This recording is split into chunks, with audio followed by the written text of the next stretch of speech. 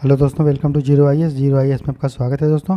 ये हमारा ज्योग्राफी का 13वां लेक्चर है, लेक्चर नंबर 13, जिसमें आज हम लोग एग्रीकल्चर को शुरू करेंगे और हम लोग आज इंडियन सॉइल के बारे में पढ़ेंगे और अलग अलग टाइप के जो इम्पोर्टेंट क्रॉप्स हैं, फसल हैं, उनके बारे में पढ़ेंगे दोस्तों। ठीक है, तो देखिए अभी तक हम लोग जो है जियोमॉर्फोलॉजी में ये सब पढ़ चुके हैं। Interior of the earth, earthquake, continental theories, जिसमें plate tectonic, continental drift theory, sea floor spreading theory, इनके बारे में डिटेल में पढ़ चुके हैं। इसके अलावा रॉक्स के बारे में अच्छे से देख लिए हैं। 3 टाइप का रॉक होता है, igneous, sedimentary and metamorphic. Rock cycle क्या होता है ना, पाषाण चक्र जिसको बोलते हैं। जियोमॉर्फिक प्रोसेस को अच्छे से समझ चुके हैं। उसके बाद ये जो पोर्शन इसको भी हमने छोड़ा है, जिसमें हम लोग land forms and it's type, इसको छोड़े हैं और हीट बजट को छोड़े हैं। इसके अलावा हम लोग जो है यहाँ से लेके पूरा ये सब एटमॉस्फेयर के बारे में, अल्नीनो, लानीना, इंडियन ओशियन डाइपोल, ठीक है, ओशियनोग्राफी, इंसो, फ्रंट के बारे में, साइक्लोन के बारे में, ट्रेड विंड्स के बारे में, प्रेशर बेल्ट के बारे में, जेट स्ट्रीम के बारे में सारा पढ़ चुके हैं। ओशियन करंट, सैलिनिटी, ओशियन का relief, tide, coral reef, western disturbance, Indian monsoon, ये सब पढ़ चुके हैं। फिर हम लोग जो है क्लाइमेट ऑफ इंडिया भी पढ़ लिए थे। आज हम लोग एग्रीकल्चर शुरू करने जा रहे हैं, जिसमें हम लोग सॉइल के बारे में पढ़ेंगे। ठीक है, क्रॉपिंग पैटर्न देखेंगे, मेजर क्रॉप्स देखेंगे। तो ये 3-4 टॉपिक और प्लांटेशन क्रॉप, ये 3-4 टॉपिक हम लोग आज पढ़ेंगे। ठीक है दोस्तों, तो चलिए शुरू करते हैं आज का लेक्चर। तो सबसे पहले देखिए, इतना सारा चीज़ हम लोग अभी तक पढ़ चुके हैं। टोटल 12 क्लास हो चुका है। ठीक है, मैंने बताया था कि 15 से 16 क्लास में पूरा ज्योग्राफी आपको कंप्लीट हो जाएगा। ठीक है, तो ज़रूर देखिए, सबका प्लेलिस्ट बना हुआ है। टोटल 12 लेक्चर हम लोगों ने ज्योग्राफी में पढ़ा है। ठीक है, तो आज हम लोग लेक्चर नंबर 13 करेंगे दोस्तों ज्योग्राफी का। ठीक है, जिसमें हम लोग सबसे पहले एग्रीकल्चर में सॉइल के बारे में पढ़ेंगे। तो ये हमारा जो है लेक्चर नंबर 13 है ज्योग्राफी का। तो इसमें जो पहला टॉपिक हम पढ़ेंगे वो पढ़ेंगे सॉइल के बारे में। फिर हम दूसरा जो टॉपिक पढ़ेंगे वो पढ़ेंगे क्रॉप्स के बारे में। ठीक है, फिर तीसरा जो टॉपिक पढ़ेंगे वो पढ़ेंगे इरिगेशन के बारे में। तो ये 3 टॉपिक आज हम कंप्लीट करेंगे। ठीक है, तो लेक्चर थोड़ा लंबा होगा, 2 घंटे के आसपास, लेकिन सारा चीज़ आपको सिंपल भाषा में समझ में आ जाएगा। ठीक, ये टॉपिक मेंस के लिए भी इम्पोर्टेंट है, इंडियन का एग्रीकल्चर। ठीक है, तो चलिए सबसे पहले अगर बॉक्स के फॉर्म में लिखें तो एक तरफ हम लिखेंगे सॉइल का नाम, सॉइल का नेम। ठीक, दूसरी तरफ लिखेंगे वो सॉइल की में कौन कौन सा मिनरल ज़्यादा रहता है, प्लस मतलब वो उसमें रिच रहता है, रिच मतलब वो मौजूद रहता है, और माइनस मतलब लिखेंगे मतलब वो कमी रहता है उस मिनरल का, उस मिट्टी में। फिर हम देखेंगे कहाँ पाया जाता है, लोकेशन कहाँ पे मिलता है वो मिट्टी, और फिर लास्ट में देखेंगे उसका कुछ प्रॉपर्टीज कि वो मिट्टी का प्रॉपर्टी क्या है और उसमें कौन कौन सा फसल लगाए जाते हैं। तो ये 5 बॉक्स में हम लोग जो है सॉइल को पढ़ेंगे। ठीक है,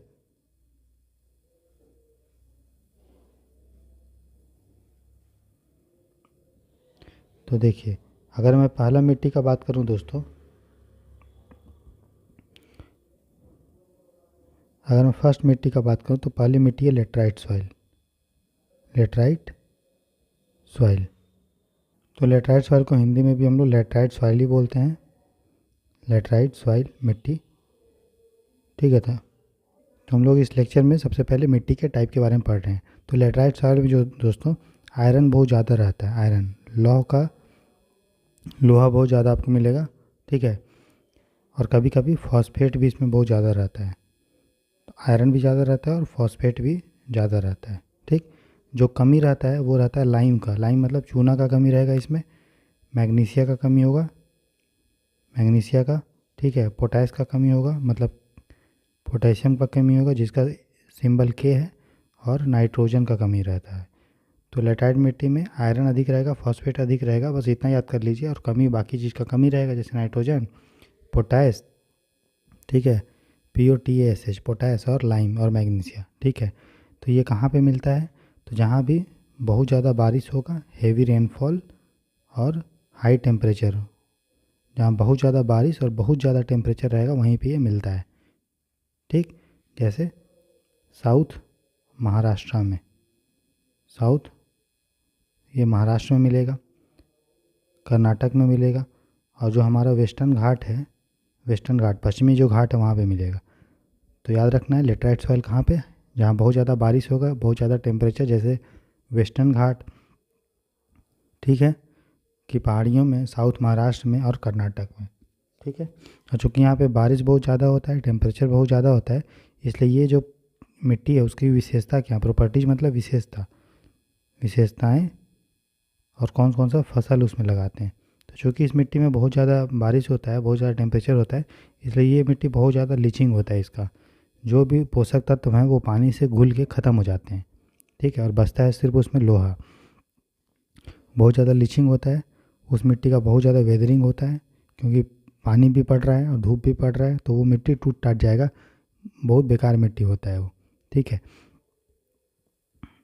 और अगर हम इसमें अच्छे से फर्टिलाइज़र डालते हैं, ऐसे तो इसका उर्वरता शक्ति उतना नहीं होता है, लेकिन जब हम फर्टिलाइज़र डालते हैं तो वो मिट्टी अच्छा हो जाता है, फर्टिलिटी उसका क्या होता है, बढ़ जाता है।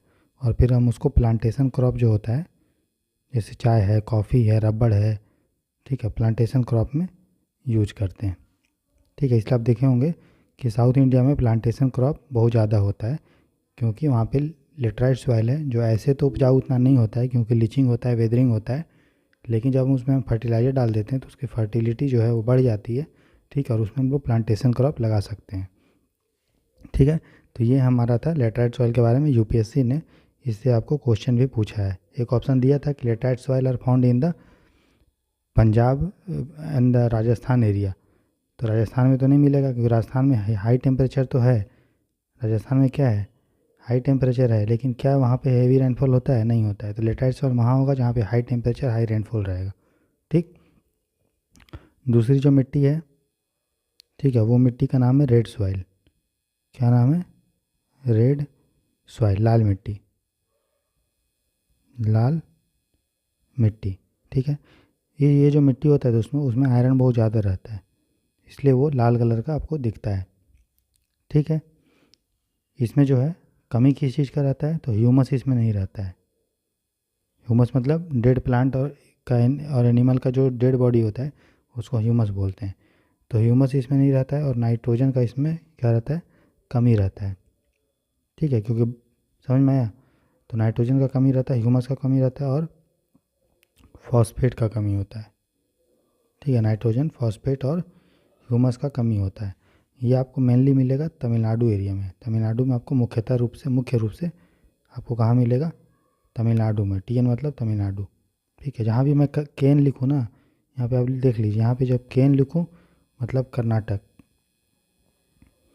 यहाँ पे टीएन लिखूँ मतलब तमिलनाडु, यहाँ पे एमएच लिखूँ मतलब महाराष्ट्र। ठीक है। ये थोड़ा देखेंगे, जहाँ पे जी और जे लिखूँ तो समझ जाइए गुजरात। ठीक है। तो ये है। तो रेड सॉइल कहाँ मिलता है, तमिलनाडु में मुख्य रूप से मिलता है। ठीक है। इस सॉइल में का प्रॉपर्टी ये है कि ये पानी को ज़्यादा स्टोर नहीं कर सकता, पानी को अपने पास नहीं रख सकता है। और ये सॉइल बनता कैसे है, तो मैंने आपको मेटामॉर्फिक रॉक पढ़ाया था। तो मेटामॉर्फिक रॉक्स का जब वेदरिंग होता है, मतलब मेटामॉर्फिक रॉक जब टूटता है तो उससे हमारा रेड सॉइल बनता है। ठीक है। तो ये इसका प्रॉपर्टी है कि मेटामॉर्फिक रॉक का जब वेदरिंग हुआ है तो रेड सॉइल बना है, और ये मिट्टी को, इस मिट्टी में पानी जो है स्टोर नहीं हो सकता है। ठीक है। और ये मुख्यतः तमिलनाडु में मिलता है। आयरन इसमें बहुत ज़्यादा है, आयरन ऑक्साइड, इसलिए रेड कलर का है। ठीक है।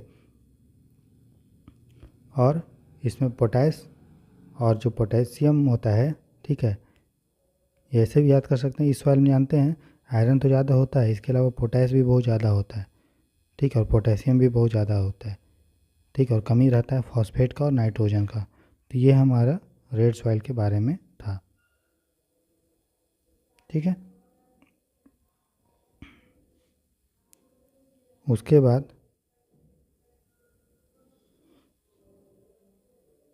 अगर हम बात करें अगला सॉइल का, नेक्स्ट जो मिट्टी है वो है ब्लैक सॉइल, काली मिट्टी, काली मिट्टी। ठीक है। तो जो काली मिट्टी होता है दोस्तों, ठीक है, वो आयरन ऑक्साइड में उसमें बहुत ज़्यादा होता है। ठीक है। आयरन ऑक्साइड ज़्यादा होता है उसमें, जो है एल्यूमिना बहुत ज़्यादा होता है, मतलब एल्युमिनियम बहुत ज़्यादा उसमें होगा। उसमें जो लाइम है, चूना, वो बहुत ज़्यादा होता है। उसमें मैग्नीशियम बहुत ज़्यादा होता है। ठीक है। समझे। तो ये है।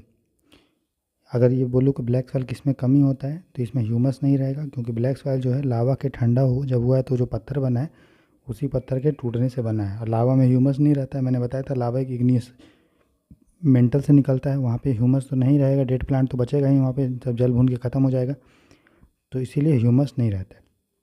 इसके अलावा यहाँ पे नाइट्रोजन भी नहीं रहता है। ठीक है, ह्यूमस नहीं रहता है, नाइट्रोजन नहीं रहता है। ये कहाँ मिलता है ब्लैक सॉइल? तो साउथ इंडिया में मिलता है, जो आपका डेक्कन पठार है, दक्कन का पठार, वहाँ पे। तो कर्नाटक में, एमपी में, तेलंगाना में, गुजरात में, तमिलनाडु में और आंध्र प्रदेश में यहाँ पे आपको मिलता है, दक्कन का पहाड़ी में। क्यों मिलता है? क्योंकि यहाँ पे टेम्परेचर बहुत ज़्यादा होता है और पानी बहुत कम होता है। तो ऐसा एरिया जहाँ पे टेम्परेचर बहुत ज़्यादा है लेकिन वह रेनफॉल, वर्षा बहुत कम हो रहा है, उस एरिया में आपको ब्लैक सॉइल मिलेगा। देखिए, हमने पहले जो लेटराइट सॉइल पढ़ा था वहाँ पे हेवी रेनफॉल, हाई टेम्परेचर, लेकिन टेम्परेचर तो वहाँ बहुत ज़्यादा है, कहाँ पे? ब्लैक सॉइल वाला एरिया में, लेकिन रेनफॉल कम है, वर्षा कम है, तो ब्लैक सॉइल वहाँ पे मिलता है। ठीक, आपको पता है ब्लैक सॉइल जो है कॉटन के लिए बहुत अच्छा होता है, कपास के लिए सबसे अच्छा सॉइल है। ठीक है, जब इसमें पानी आ जाता है तो ये स्टिकी बन जाता है, मतलब चिपचिपा हो जाता है। ये सॉइल चिपचिपा होता है कब? पानी के मिलने से। जब इसको में पानी मिल जाएगा, ठीक है, तो ये मिट्टी क्या बन जाएगा? चिपचिपा। और जब ये इसमें बहुत ज़्यादा धूप पड़ेगा तो ये फट जाएगा, ऐसे से दरार आ जाएगा मिट्टी में। तो जब धूप पड़ेगा तो ये क्या होगा? फट जाएगा, क्रैक्स डेवलप हो जाएगा, और बारिश में ये क्या हो जाएगा? मिट्टी चिपचिपा।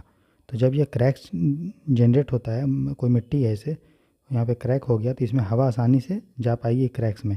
इसलिए इस मिट्टी को बोलते हैं कि खुद से ये अपना, मतलब इसको जोतने का ज़रूरत नहीं पड़ता है, क्योंकि गर्मी जैसे ही आता है ये मिट्टी फट जाता है। ठीक, और पानी आता है तो चिपचिपा हो जाता है। इसलिए इसको बोलते हैं सेल्फ प्लॉड सॉइल। से प्लॉड मतलब खुद से ये अपने आप जुताई हो जाता है। क्योंकि जब भी हम खेत प्लाइंग करते हैं, क्यों हम लोग खेत को जोतते हैं? खेत इसलिए जोतते हैं क्योंकि खेत जोतने से ऑक्सीजन जो है मिट्टी में चला जाएगा, लेकिन ये मिट्टी धूप पड़ने से अपने फट जाता है, इसके कारण ऑक्सीजन मिट्टी में चला जाएगा। इसीलिए ब्लैक सॉइल को सेल्फ प्लॉट सॉइल भी बोलते हैं। इसको हम लोग रेगुर सॉइल भी बोलते हैं, रेगुर सॉइल। इसको हम लोग कॉटन सॉइल भी बोलते हैं, क्योंकि इसमें कॉटन उगाते हैं। ठीक है, तो ये यूपीएससी बार पूछा है बहुत से बार कि सेल्फ प्लॉट सॉइल कौन सा होता है जो खुद से जुता जाता है, उसका नाम है ब्लैक सॉइल। ठीक है, खुद से जुता जाता है, कि ये मतलब नहीं कि हल अपने आप चलने लगेगा, नहीं। धूप के कारण क्रैक जनरेट होता है, उसमें ऑक्सीजन आसानी से चला जाता है, इसीलिए उसको सेल्फ प्लॉट सॉइल बोलते हैं गर्मी में। ठीक है, तो ये हमारा ब्लैक सॉइल था। क्लियर? नेक्स्ट जो सॉइल है उसको हम लोग बोलते हैं एरिड सॉइल। ठीक है, तो नेक्स्ट जो सॉइल है दोस्तों वो है आपका एरिड सॉइल। एरिड सॉइल, इसको बोलेंगे शुष्क मिट्टी। क्या बोलेंगे? शुष्क मिट्टी। एरिड मतलब जो सूखा एरिया में रहेगा। ठीक है, तो ये जो सॉइल रहता है, ठीक है, उसमें कैल्शियम बहुत ज़्यादा होता है, क्योंकि इसमें आपको बालू बालू ज़्यादा दिखेगा। ठीक है, इसी को एरिड सॉइल को हम लोग सैंडी सॉइल भी बोलते हैं। क्या बोलते हैं? सैंडी सॉइल, मतलब रेतीली मिट्टी। रेतीली मिट्टी, आपको पता है रेतीली मिट्टी में क्या रहेगा? कैल्शियम ज़्यादा होगा। ये मिट्टी जो रहता है वो अल्कलाइन रहता है। अल्कलाइन मतलब क्षारीय रहेगा। अल्कलाइन मतलब क्षारीय, मतलब इसका पीएच जो होगा वो 7 से ज़्यादा होगा, पीएच। ठीक है, इसमें जो है फॉस्फेट भी ज़्यादा होता है, फॉस्फेट। ठीक है, याद रखिएगा। तो ये मिट्टी अल्कलाइन होता है, कैल्शियम ज़्यादा होता है, फॉस्फेट ज़्यादा होता है, और कहीं कहीं हमको नाइट्रोजन भी मिलता है नाइट्रेट के फॉर्म में। NO3 माइनस में हमें नाइट्रोजन भी मिलेगा नाइट्रेट में। ठीक है, एरिड सॉइल देखिए मिट्टी है, कैसा मिट्टी है भैया? रेतीली मिट्टी। रेतीली मिट्टी में आपको मिलेगा कहीं भी ह्यूमस? नहीं। तो ऑर्गेनिक मैटर, मतलब जो ह्यूमस होता है वो आपको नहीं मिलेगा, क्योंकि अब राजस्थान में तो पेड़ पौधा ऐसे ही कम है, तो उसका डेड बॉडी उतना नहीं होगा, डेड पार्ट, तो इसलिए एरिड सॉइल में ऑर्गेनिक मैटर कम रहता है। ठीक है, समझ गए? तो ये आपको कहाँ मिलेगा? आपको मिलता है राजस्थान में, गुजरात वाले एरिया में, जहाँ जहाँ सूखा सूखा एरिया वहाँ मिलेगा। ठीक है, इसका विशेषता क्या है कि ये सॉइल मिट्टी जो होती है अल्कलाइन होती है, क्षारीय होती है, क्षारीय मिट्टी होती है, ठीक है। और इसका जो कलर होता है वो लाइट कलर का होता है, मतलब हल्का कलर होगा, हल्का कलर, ठीक है। क्यों हल्का होता है? क्योंकि इसमें ह्यूमस नहीं है। ह्यूमस जो होता है वो काला कलर का होता है या ब्राउन कलर का होता है, तो ह्यूमस है ही नहीं, आयरन भी नहीं है, इसीलिए ये मिट्टी जो होता है आपका क्या है, लाइट कलर का है, हल्का कलर का है, ठीक है। तो ये विशेषता था एरिड सॉइल का, ठीक। पांचवा जो है मिट्टी वो है सेलाइन अल्कलाइन सॉइल। सेलाइन अल्कलाइन सॉइल मतलब नमकीन क्षारीय मिट्टी, मतलब जिस मिट्टी में बहुत ज़्यादा नमक रहेगा उसको बोलते हैं। इस मिट्टी को हम लोग ऊसर ऊसर मिट्टी भी बोलते हैं, ऊसर मिट्टी, ठीक है। ऊसर सॉइल भी बोलते हैं किसको? अल्कलाइन एंड सेलाइन सॉइल को, ठीक है। तो यहाँ पे देखिए नाम ही है सेलाइन, तो इसमें बहुत ज़्यादा आपको सॉल्ट मिलेगा, नमक, जैसे सोडियम का सॉल्ट मिल जाएगा, Na का, Na मतलब सोडियम, पोटेशियम का सॉल्ट मिल जाएगा, Mg का नमक मिल जाएगा, ठीक। और पता है आपको कि मेटल जो होता है वो अल्कलाइन सॉल्यूशन बनाता है, सोडियम हो गया, पोटेशियम हो गया, मैग्नीशियम हो गया। और नॉन मेटल जो है वो एसिडिक सॉइल एसिडिक बनाता है ना। तो यहाँ पे मेटल का अल्कलाइन रहता है, ठीक है। और सेलाइन मिट्टी था इसलिए इसको बोला जाता है। इसमें आपको नाइट्रोजन और कैल्शियम का कमी होगा, नाइट्रोजन और कैल्शियम का क्या होगा, कमी होगा, ठीक है। ये भी वहीं पे मिलेगा जहाँ पे आपको सैंडी सॉइल मिलता है, जैसे ये आपको मिल जाएगा आपको गुजरात में, ठीक है। फिर उसके बाद सेलाइन सॉइल है तो नमक वमक रहना चाहिए, है ना। तो जो हमारा कोस्टल एरिया है, ठीक है, वहाँ पे आपको मिलेगा सेलाइन अल्कलाइन सॉइल। उसको ईस्ट, खासकर जो हमारा ईस्टर्न कोस्ट है इंडिया का, पता है ना, ये ईस्ट कोस्ट है, पूर्वी जो हमारा तट है, तो वहाँ पे आपको ये मिलेगा। फिर जो सुंदरबन है, डेल्टा, वहाँ पे आपको सेलाइन अल्कलाइन सॉइल मिलेगा, ठीक है। तो ये उन एरिया में मिलता है, ठीक है, जहाँ पे कैनाल इरिगेशन बहुत ज़्यादा होता है, जहाँ से हम लोग नहर से पानी खींचते हैं। मान लीजिए नहर है, ठीक है, नहर जा रहा है, तो नहर से पानी हम लोग नहर से खेत को कनेक्ट कर दिए, तो खेत में पानी हमेशा भरा रहेगा। फिर धूप जब पड़ेगा तो पानी तो उड़ जाएगा, लेकिन नमक मिट्टी में बचा रहेगा, और ये मिट्टी कैसा बना जाएगा, सलाइन अल्कलाइन। तो जब भी जहाँ भी नहर से हम लोग सिंचाई होता है, तो नहर से सिंचाई होता है तो खेत में हमेशा नहर का लगभग पानी भरा रहता है, या एक्सेस जहाँ पे बहुत ज़्यादा सिंचाई कर देते हैं, पानी भर देते हैं, तो पूरा खेत में पानी पानी भर जाता है। फिर जब धूप पड़ेगा तो पानी बन के तो उड़ जाएगा, लेकिन नमक बच के रह जाएगा, और हेवी मेटल जो है आपका सोडियम है, पोटेशियम है, मैग्नीशियम है, वो सब खेत में हमारा जमा हो जाएगा। उसके कारण ये मिट्टी जो है सेलाइन अल्कलाइन बन जाएगी, ठीक है, समझ में आया।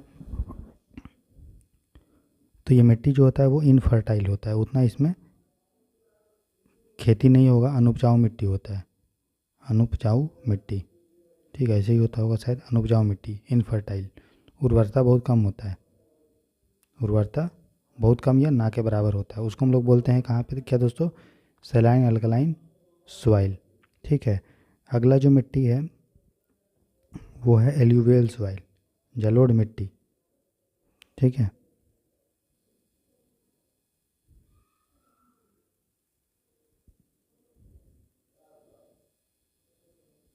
एल्यूवियल सॉइल, जलोढ़ मिट्टी। तो नदी जब अपने साथ बहुत सारा मटेरियल लेके आता है, तो ये नदी के द्वारा जो मिट्टी बनता है उसको हम लोग एल्यूवियल सॉइल बोलते हैं, ठीक है। इसमें जो है पोटैश बहुत ज़्यादा होता है, इसमें फास्फोरस भी बहुत ज़्यादा होता है, ठीक है। फास्फोरस और पोटैश मतलब पी बहुत ज़्यादा होता है। इसमें जो कमी होता है दोस्तों वो है नाइट्रोजन, ठीक है। तो यहाँ देखिए पोटैश ज़्यादा होता है, और एक चीज़ याद रखिए, फास्फोरस नहीं, फास्फोरिक एसिड बहुत ज़्यादा होता है, फास्फोरिक एसिड। और इसमें जो कमी होता है वो नाइट्रोजन का और फास्फोरस का कमी होता है, तो ये थोड़ा याद रखिएगा। अगर मैं बोलूँ फास्फोरिक एसिड ज़्यादा होता है कि नहीं जलोढ़ मिट्टी में, तो बोलिएगा हाँ होता है। फिर मैं पूछूँ कि ये बता बच्चों, क्या फास्फोरस ज़्यादा होता है, तो बोलेंगे नहीं सर आप झूठ गलत बोल रहे हैं, फास्फोरस कम होता है। तो ऐसे करके बोलना है, ठीक। तो ये बताया जहाँ जहाँ नदी है ना, वहाँ वहाँ आपको एलुवियल सॉइल जनरली मिलेगा, जो नदी भी डेल्टा बनाती है, तो ये मिलेगा आपको डेल्टाइक रीजन में, जहाँ भी आपको नदी का जो मुहाना है या फिर नदी का जो रिवर बैंक है, जैसे ये नदी जा रही है तो नदी के इर्द गिर्द आपको मिलेगा एलुवियल सॉइल। ठीक है, जहाँ भी नदी जमा होगा वहाँ भी आपको एलुवियल सॉइल मिलेगा। तो जो हमारा गंगा का प्लेन है ना, जो गंगेटिक प्लेन है, गंगा का जो मैदान है, रिवर का जो मैदान है, वहाँ पे मिलता है। ठीक है, तो जो एलुवियल सॉइल होता है दोस्तों, वो 4 टाइप का होता है। ठीक, आगे हम पढ़ेंगे इसके बारे में, जिसके बारे में आपने सुना होगा, भाभर, तराई, खादर और बांगर। ठीक है, जो भाभर, तराई, खादर एंड बांगर है उसके बारे में हम लोग पढ़ेंगे। देखिए, बांगर जो होता है वो कंकड़ पत्थर टाइप का है, मोटा मिट्टी होता है, ये उतना उपजाऊ नहीं होता है। लेकिन जो भाभर है वो अच्छा मिट्टी होता है एलुवियल सॉइल का, जो सबसे ज़्यादा उपजाऊ होता है। बांगर जो होता है वो, उसमें कंकड़ पत्थर रहता है, इसको हम लोग ओल्ड सॉइल बोलते हैं, ओल्ड एलुवियल। ठीक है, ओल्ड एलुवियल को क्या बोलते हैं, बांगर। जैसे मान लीजिए नदी है, ठीक है, तो नदी हमेशा ऐसे बह रही है, तो कभी कभी नदी क्या होगा, पूरा इधर से जाकर ऐसे जाएगा।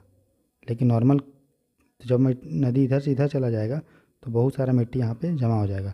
लेकिन नदी हमेशा जो है इसी डायरेक्शन में फ़्लो कर रही है, ऐसे ही, कभी कभार ऐसे जा रही है। तो यहाँ पे जो मिट्टी बनाया है नदी ने वो पुराना मिट्टी हो जाएगा, क्योंकि नदी हमेशा इधर जा रही है, तो यहीं वाला मिट्टी को वो रिफ्रेश करेगा, इधर से लेके आएगा, जमा करेगा, फिर ये फ्लो होते रहेगा। यहाँ पे कभी कभार जा रहा है, तो जब नदी का वो मिट्टी जो नदी के द्वारा बनता है वो कभी कभी बनता है, उसका उतना रिसाइकल नहीं होता है, तो वैसे सॉइल को हम लोग बांगर सॉइल बोलते हैं। और ये जो कंकड़ पत्थर टाइप का होता है उतना फर्टाइल तो होगा, लेकिन ये उतना नहीं होगा जितना हमारा भाभर होगा। भाभर को न्यू एलुवियल बोलते हैं, नई जलोढ़ मिट्टी। क्यों? क्योंकि हर साल जब भी बाढ़ आता है या नदी जब भी फ्लो करती है तब ये सॉइल रिप्लेस होता है और नया नया मिट्टी बनते रहता है। बांगर जो होता है हमेशा रिप्लेस नहीं होता है, इसलिए बांगर फर्टाइल तो है लेकिन कम है भाभर के तुलना में। ठीक है, बाकी तराई और खादर के बारे में हम लोग बाद में पढ़ेंगे। तो बांगर, ठीक है, 1 मिनट देखिए, देखिए 1 मिनट, थोड़ा यहाँ पे मिस्टेक हो गया। बस मैंने जो बताया ना न्यू एलुवियल के बारे में, ठीक है, बस वो मैं न्यू एलुवियल के बारे में नहीं बताया हूँ। जो भी चीज़ अभी तक मैंने बोला, ठीक है, उसको थोड़ा भी भूल जाइए। देखिए, पुराने जलोढ़ मिट्टी को ओल्ड एलुवियम बोलते हैं, ठीक है, नई जलोढ़ मिट्टी को भाभर नहीं बोलते, उसको हम लोग खादर बोलते हैं। ठीक है, बस इतना याद रखना है। भाभर कुछ और होता है, अभी हम आपको बता रहे हैं। तो बांगर को पुरानी जलोढ़ मिट्टी को बोलते हैं, नई जलोढ़ मिट्टी को खादर बोलते हैं। अब ये चारों क्या होता है वो आपको बता देते हैं, वैसे इसको बाद में पढ़ना था। तो देखिए, जब नदी पहाड़ से नीचे आती है तो बहुत हाई प्रेशर के साथ आती है और बहुत सारा बड़ा बड़ा पत्थर को ये अपने साथ ले आती है। तो नदी जो है जब पहाड़ से नीचे आती है तो बहुत बड़ा बड़ा पत्थर को अपने साथ ले आती है। ठीक है, तो आप ऊपर में आपको पत्थर दिखेगा लेकिन नदी पत्थर के नीचे से फ्लो कर रही है, लेकिन आपको दिखेगा ऊपर में सिर्फ बड़ा बड़ा पत्थर। तो ऐसा एरिया जहाँ पे नदी लगता है डिसअपियर हो गई है, उस एरिया को हम लोग बोलते हैं भाभर। क्या बोलते हैं? भाभर। फिर नदी क्या है, अब नीचे आएगी पत्थर से, तो फिर वहाँ नदी जो है का स्पीड जो है धीरे हो जाएगा।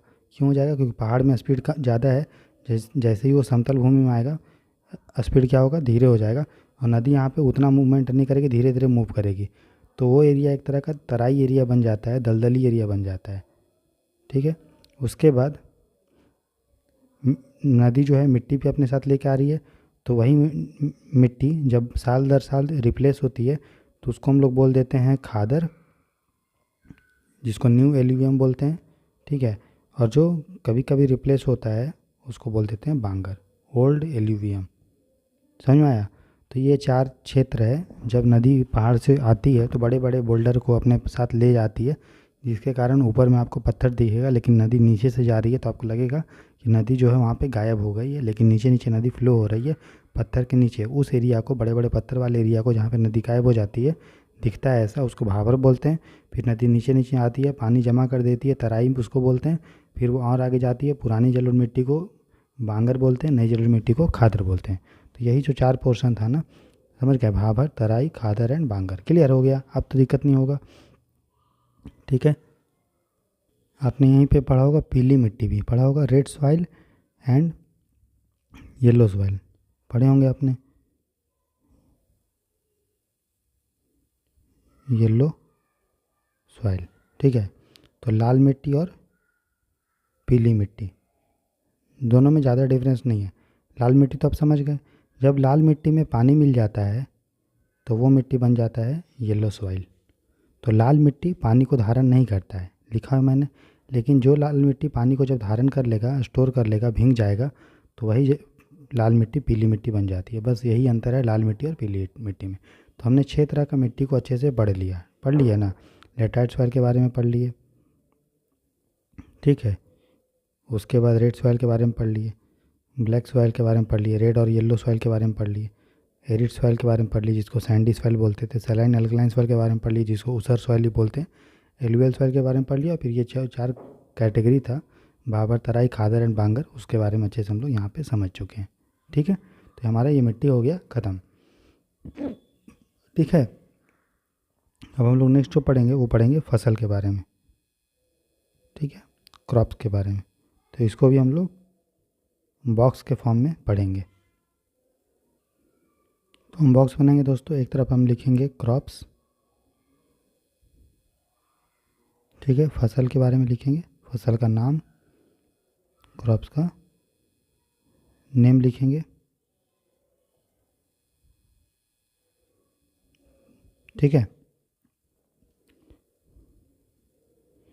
फिर हम लिखेंगे कि वो खरीफ है या रबी है, वो लिखेंगे कि वो खरीफ है या रबी, मतलब फसल का क्या लिखेंगे, टाइप, कि कौन सा टाइप का है।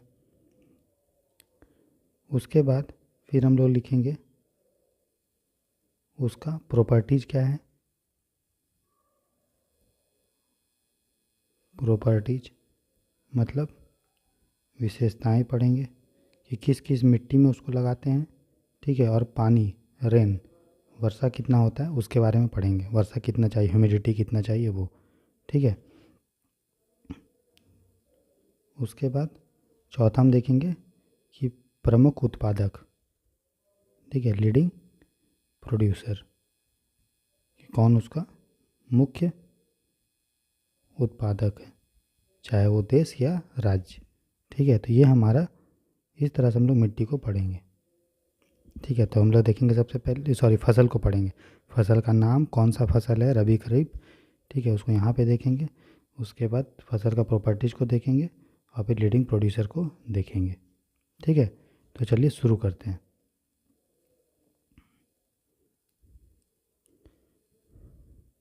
तो पहला जो फसल है इम्पोर्टेंट, उसका नाम है राइस, चावल, ठीक है, बहुत इंपॉर्टेंट फसल है। इंडिया में सबसे ज़्यादा जो कंज्यूम किया जाता है फसल, ठीक है, पूरे विश्व में, उसमें इंडिया जो है दूसरे नंबर पे है चावल में, ठीक है। तो ये पता है आपको, चावल जो है कौन कैसा फसल है, खरीफ फसल, ठीक है। तो खरीफ फसल के लिए जो क्लाइमेट चाहिए वो चाहिए गर्म, ठीक है, और ह्यूमिड, ह्यूमिड मतलब नम, गर्म और नमी वाला चाहिए। जो इसीलिए इसको हम लोग कब लगाते हैं, जब बारिश मौसम शुरू होने वाला रहता है और गर्मी ख़त्म होने वाला रहता है तब लगाते हैं, मतलब पानी भी चाहिए और गर्मी भी चाहिए, ठीक है। इसको रेनफॉल, हाई रेनफॉल चाहिए, ठीक है, रेनफॉल बहुत ज़्यादा चाहिए, ठीक है। इसी के कारण जो फील्ड है, जो हमारा खेत है, वो हमेशा, आप देखे होंगे चावल का जो खेत है हमेशा पानी से भरा होता है, फ्लडेड होता है, पानी से क्या होता है, खेत हमेशा भरा होता है, ठीक है। इसके लिए सबसे अच्छा जो मिट्टी है वो है एलुवियल सॉइल, जो भी हम लोग पढ़े हैं जलोढ़ मिट्टी। तो जलोढ़ मिट्टी चावल की खेती के लिए बहुत अच्छा है, ठीक, क्योंकि जलोढ़ मिट्टी जो है में पानी को धारण कर सकता है, वो वाटर होल्ड करके रख सकता है, और चावल को पानी बहुत चाहिए, तो जलोढ़ मिट्टी पानी को होल्ड कर सकता है, इसीलिए एलुवियल सॉइल बहुत अच्छा होता है, ठीक है। अगर हम चावल में पॉलिश कर देते हैं ना, अगर हम पॉलिश कर देते हैं चावल में, तो उससे विटामिन जो होता है दोस्तों चावल का वो घट जाता है, इसलिए बिना पॉलिश का चावल को खाने के लिए बोला जाता है, ठीक है। देखिए नॉर्थ इंडिया जो हमारा, अगर भारत का बात करेंगे, ठीक है, अगर हम भारत का बात करेंगे तो आपको पता है कि जो हमारा ट्रॉपिक ऑफ कैंसर के नीचे साउथ इंडिया का जो पोर्शन है, ठीक है, यहाँ पे मौसम हमेशा लगभग एक जैसा होता है। केरल में लगभग उसी जैसा मौसम रहेगा, पानी वानी वाला, गर्मी वाला, ठीक है, हमेशा। साउथ इंडिया मौसम एक जैसा होता है और चावल के लिए भी उसी तरह का मौसम चाहिए, गर्म और ह्यूमिड। इसीलिए नॉर्थ इंडिया में जो होता है, यहाँ तो मौसम चेंज हो रहा है, तो यहाँ पे हम लोग चावल तो सिर्फ गर्मी वर्मी के समय लगाते हैं, जब गर्मी का मौसम ख़त्म होने वाला रहता है और वर्षा शुरू होने वाला रहता है उसके पहले। लेकिन साउथ इंडिया में मौसम एक जैसा होता है, हॉट एंड ह्यूमिड। इसीलिए जो साउथ इंडिया है, दक्षिण भारत है, दक्षिण भारत, ठीक है, यहाँ साल भर हम लोग चावल की खेती करते हैं, सालों भर, होल ईयर के लिए, पूरे साल, ठीक है, चावल की खेती करते हैं। ठीक है, ठीक है दोस्तों, तो साउथ इंडिया में चावल जो है पूरे साल भर होता है, लेकिन नॉर्थ इंडिया में एक पार्टिकुलर सीजन में होता है, जो हम बोल सकते हैं कि जब हमारा गर्मी ख़त्म होने को रहता है और बरसात जब शुरू होता है, तो उसी समय हम लोग चावल जो है उगाते हैं, और फिर उसको जब काटते कब हैं, जब हमारा ठंड का मौसम शुरू होने वाला होता है तब, इसलिए इसको खरीफ क्रॉप बोलते हैं। जो खरीफ फसल होता है दोस्तों, ठीक है, इसको हम लोग लगाते हैं मानसून स्टार्ट होने के जस्ट पहले, और मानसून जब ख़त्म हो जाता है हमारा, और कौन सा मानसून, दक्षिण पश्चिम मानसून जो समर में होता है, और मानसून जब ख़त्म हो जाता है तो उसको हम लोग काट लेते हैं। तो वैसे फसल को हम लोग खरीफ क्रॉप बोलते हैं। ठीक है, और रबी क्रॉप क्या होता है, जब हम लोग खरीफ क्रॉप को काटते हैं तो रबी क्रॉप लगाते हैं, ठीक है, और उसको हम लोग विंटर में लगाते हैं, इसलिए रबी क्रॉप को विंटर क्रॉप बोलते हैं। ठीक, तो आपको ये इतना समझ में आ गया चावल के बारे में। उसके अलावा चावल तो एलुवियल सॉइल सबसे अच्छा होता है इसके लिए, चावल के लिए, लेकिन चावल जो होता है वो एसिडिक सॉइल में भी लग सकता है और अल्कलाइन सॉइल में भी चावल की खेती हो सकती है। इसलिए आप देखे होंगे जो हमारा डेल्टा का एरिया है, जहाँ पे ईस्टर्न कोस्ट है, वहाँ पे चावल ठीक ठाक उपजता है, कल्टीवेशन ठीक ठाक होता है, क्योंकि वहाँ एसिडिक और अल्कलाइन सॉइल है। तो एसिडिक और अल्कलाइन सॉइल में भी चावल जो है उग सकता है। यहाँ भी राइस जो है आप उगा सकते हैं, कल्टीवेशन चावल को कर सकते हैं। ठीक है, ये आपको थोड़ा ध्यान रखना है। ठीक है, चावल जो उगाते हैं उसके लिए अलग अलग मेथड होता है। एक होता है ट्रांसप्लांटेशन, ट्रांसप्लांटेशन, ठीक है। ट्रांसप्लांटेशन मतलब आपने देखा होगा, चावल जैसे होता है तो उसको एक छोटा सा एरिया में हम लोग जो है चावल को निकलने देते हैं थोड़ा थोड़ा, ठीक है। फिर उसका जो सीडलिंग होता है, उसके बाद उसको बड़ा सा खेत में ऐसे ऐसे करके आपने देखा होगा रोपनी करते हैं, ठीक, और फिर इसको ग्रो होने देते हैं। तो छोटे से एरिया में हम चावल को इतना उगने देते हैं कि छोटा सा उससे पौधा निकल जाए, सीड से सीडलिंग निकल जाए, बीज से उसका थोड़ा सा हल्का सा पौधा निकल जाए, फिर उसको ट्रांसप्लांट कर देते हैं हम लोग, उसको हम लोग बोलते हैं ट्रांसप्लांटेशन। ठीक है, फिर हम लोग इसमें प्लाइंग भी करते हैं, ठीक है, खेत भी जोतते हैं और सीड डिस्पर्सल, सीड को खेत में इधर उधर डिस्पर्स कर देते हैं। तो ये थोड़ा याद रखेंगे। ठीक है, इंडिया का जो अगर हम बात करें भारत में, तो भारत जो है पूरे विश्व में चावल में दूसरे स्थान पे है प्रोडक्शन में। ठीक है, प्रोडक्शन में, उत्पादन में, ठीक है, उत्पादन में कितने स्थान पे है, दूसरे में। लेकिन अगर हम बात करेंगे प्रोडक्टिविटी का, प्रोडक्टिविटी मतलब उत्पादकता का, तो उत्पादकता का मतलब होता है कि 1 हेक्टेयर एरिया में या 1 एकड़ एरिया में कितना चावल, कितना किलो चावल आप उगाते हैं। ठीक है, उसको प्रोडक्टिविटी कहते हैं। तो अगर हम प्रोडक्टिविटी देखेंगे तो इंडिया में चावल का जो प्रोडक्टिविटी है, या किसी भी क्रॉप का, किसी भी फसल का जो प्रोडक्टिविटी है, वो विश्व के औसत से, वर्ल्ड का जो एवरेज है उससे कम है। इसका मतलब पूरे विश्व का ही भी एवरेज अगर आप निकाल लेंगे चावल का, तो इंडिया का प्रोडक्टिविटी उससे कम होगा, लेकिन प्रोडक्शन में इंडिया दूसरे स्थान पे है। कहने का मतलब भारत में चावल जो है बड़े एरिया में होता है, इसीलिए हमारा प्रोडक्शन ज़्यादा है।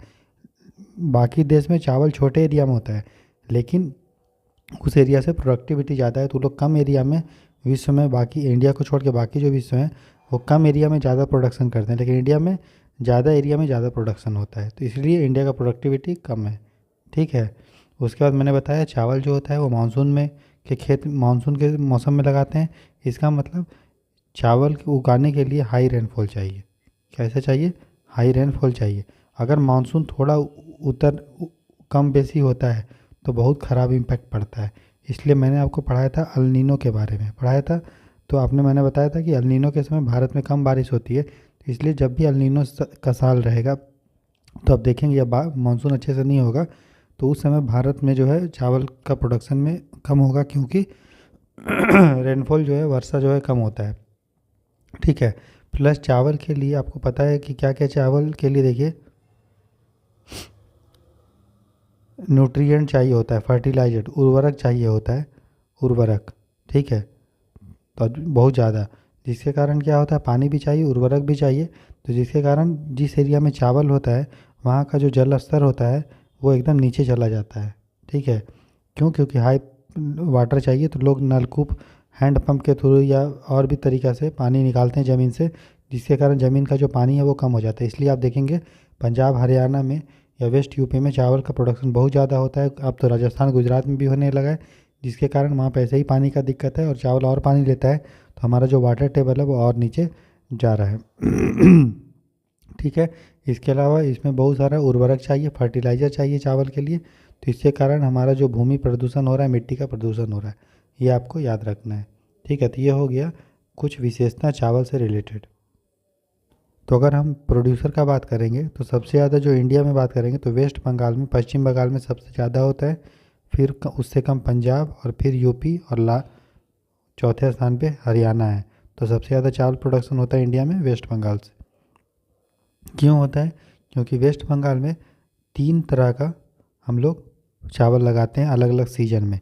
तो ठीक है, 3 तरह का राइस का सीजन, राइस का फसल का सीजन होता है, मौसम होता है, और 3 तरह का चावल लगाते हैं। एक का नाम है और, औस, अमन एंड बोरो। तो अस, अमन एंड बोरो, ये 3 जो है, आस, अमन और बोरो, BORO, बोरो, ये 3 तरह का चावल का किस्म होता है जो 3 अलग अलग सीजन में, जैसे ठंडा में, कोई बरसात में, और कोई जो है आपका गर्मी में, तो 3 तरह का चावल का किस्म है, आस, अमन और बोरो। ये तीनों सीजन में वेस्ट बंगाल में लगता है, इसीलिए वेस्ट बंगाल में ज़्यादा चावल होता है, ठीक है। तो चावल जो लगता है पूरे भारत में, जितना भी हमारा एग्रीकल्चर ज़मीन है उसका 13.3% पे हम लोग क्या लगाते हैं दोस्तों? चावल।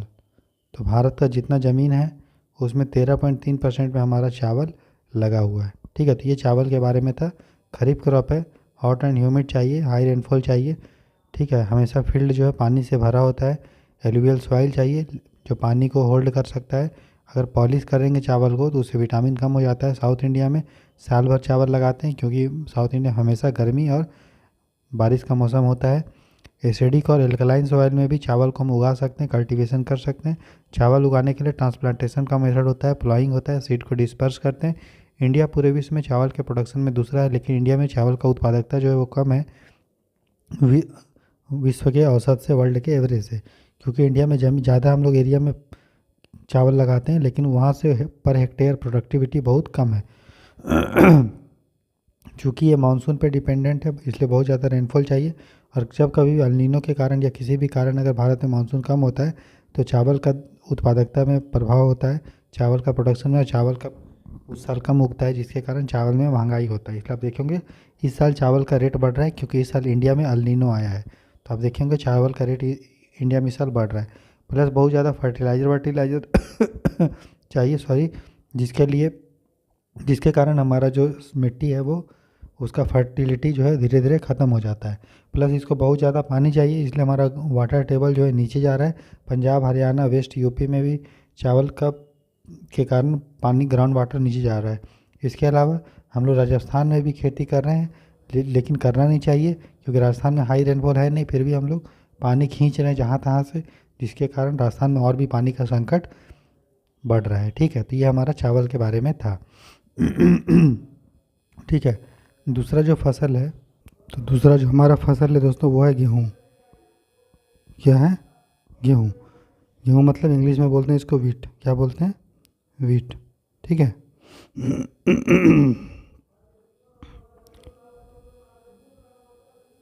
ठीक है, तो गेहूँ है, वीट है। तो वीट जो है दोस्तों वो रबी क्रॉप है, मतलब इसको जाड़े के मौसम में लगाते हैं जब हमारा बरसात ख़त्म हो जाता है और बारिश, ठीक है, जाड़े के मौसम के शुरू में लगाते हैं विंटर में, और जब विंटर ख़त्म हो जाता है तो उसको उसमें काट लेते हैं, ठीक है। तो चूँकि इसको विंटर में लगाते हैं और काटते हैं, इसीलिए इसके लिए कूल एंड ड्राई क्लाइमेट चाहिए, मतलब ठंडा और शुष्क, मतलब ज़्यादा इसको पानी नहीं चाहिए, ठीक है। कभी कभी हल्का फुल्का पानी चाहिए, 1-2 बार बारिश अगर हो जाएगा तो ये काफ़ी है। 1 और 2, 1 से 2 हमें रेनफॉल चाहिए, 1 से 2 बार, ठीक है। और रेनफॉल कितना चाहिए? 75 से 100 सेंटीमीटर एनुअली। ठीक है, एनुअल रेनफॉल ये है।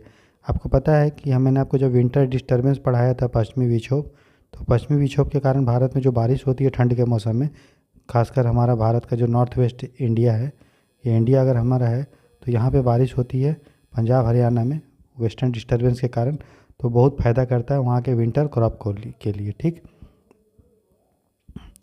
इसके अलावा नॉर्थ इंडिया में भी हम लोग जनरली इसको गेहूँ लगाते हैं। साउथ इंडिया में गेहूँ नहीं होता है क्योंकि साउथ इंडिया में जो वेदर है वो आपका कैसा है, थोड़ा गर्म है, इसलिए साउथ इंडिया में ज़्यादा नहीं लगाते हैं। इसके लिए भी आपको एलुवियल सॉइल चाहिए। एलुवियल सॉइल का एक और नाम लोमी सॉइल भी है, लोमी सॉइल भी बोलते हैं इसको, एलुवियल सॉइल को। ठीक है, और अब जो कि कूल एंड ड्राई वेदर चाहिए, इसे ज़्यादा पानी नहीं चाहिए, तो जो भी मिट्टी चाहिए उसमें पानी नहीं होना चाहिए, वेल वो ड्रेन्ड होना चाहिए, ये नहीं कि पानी उसमें फंसा हुआ है।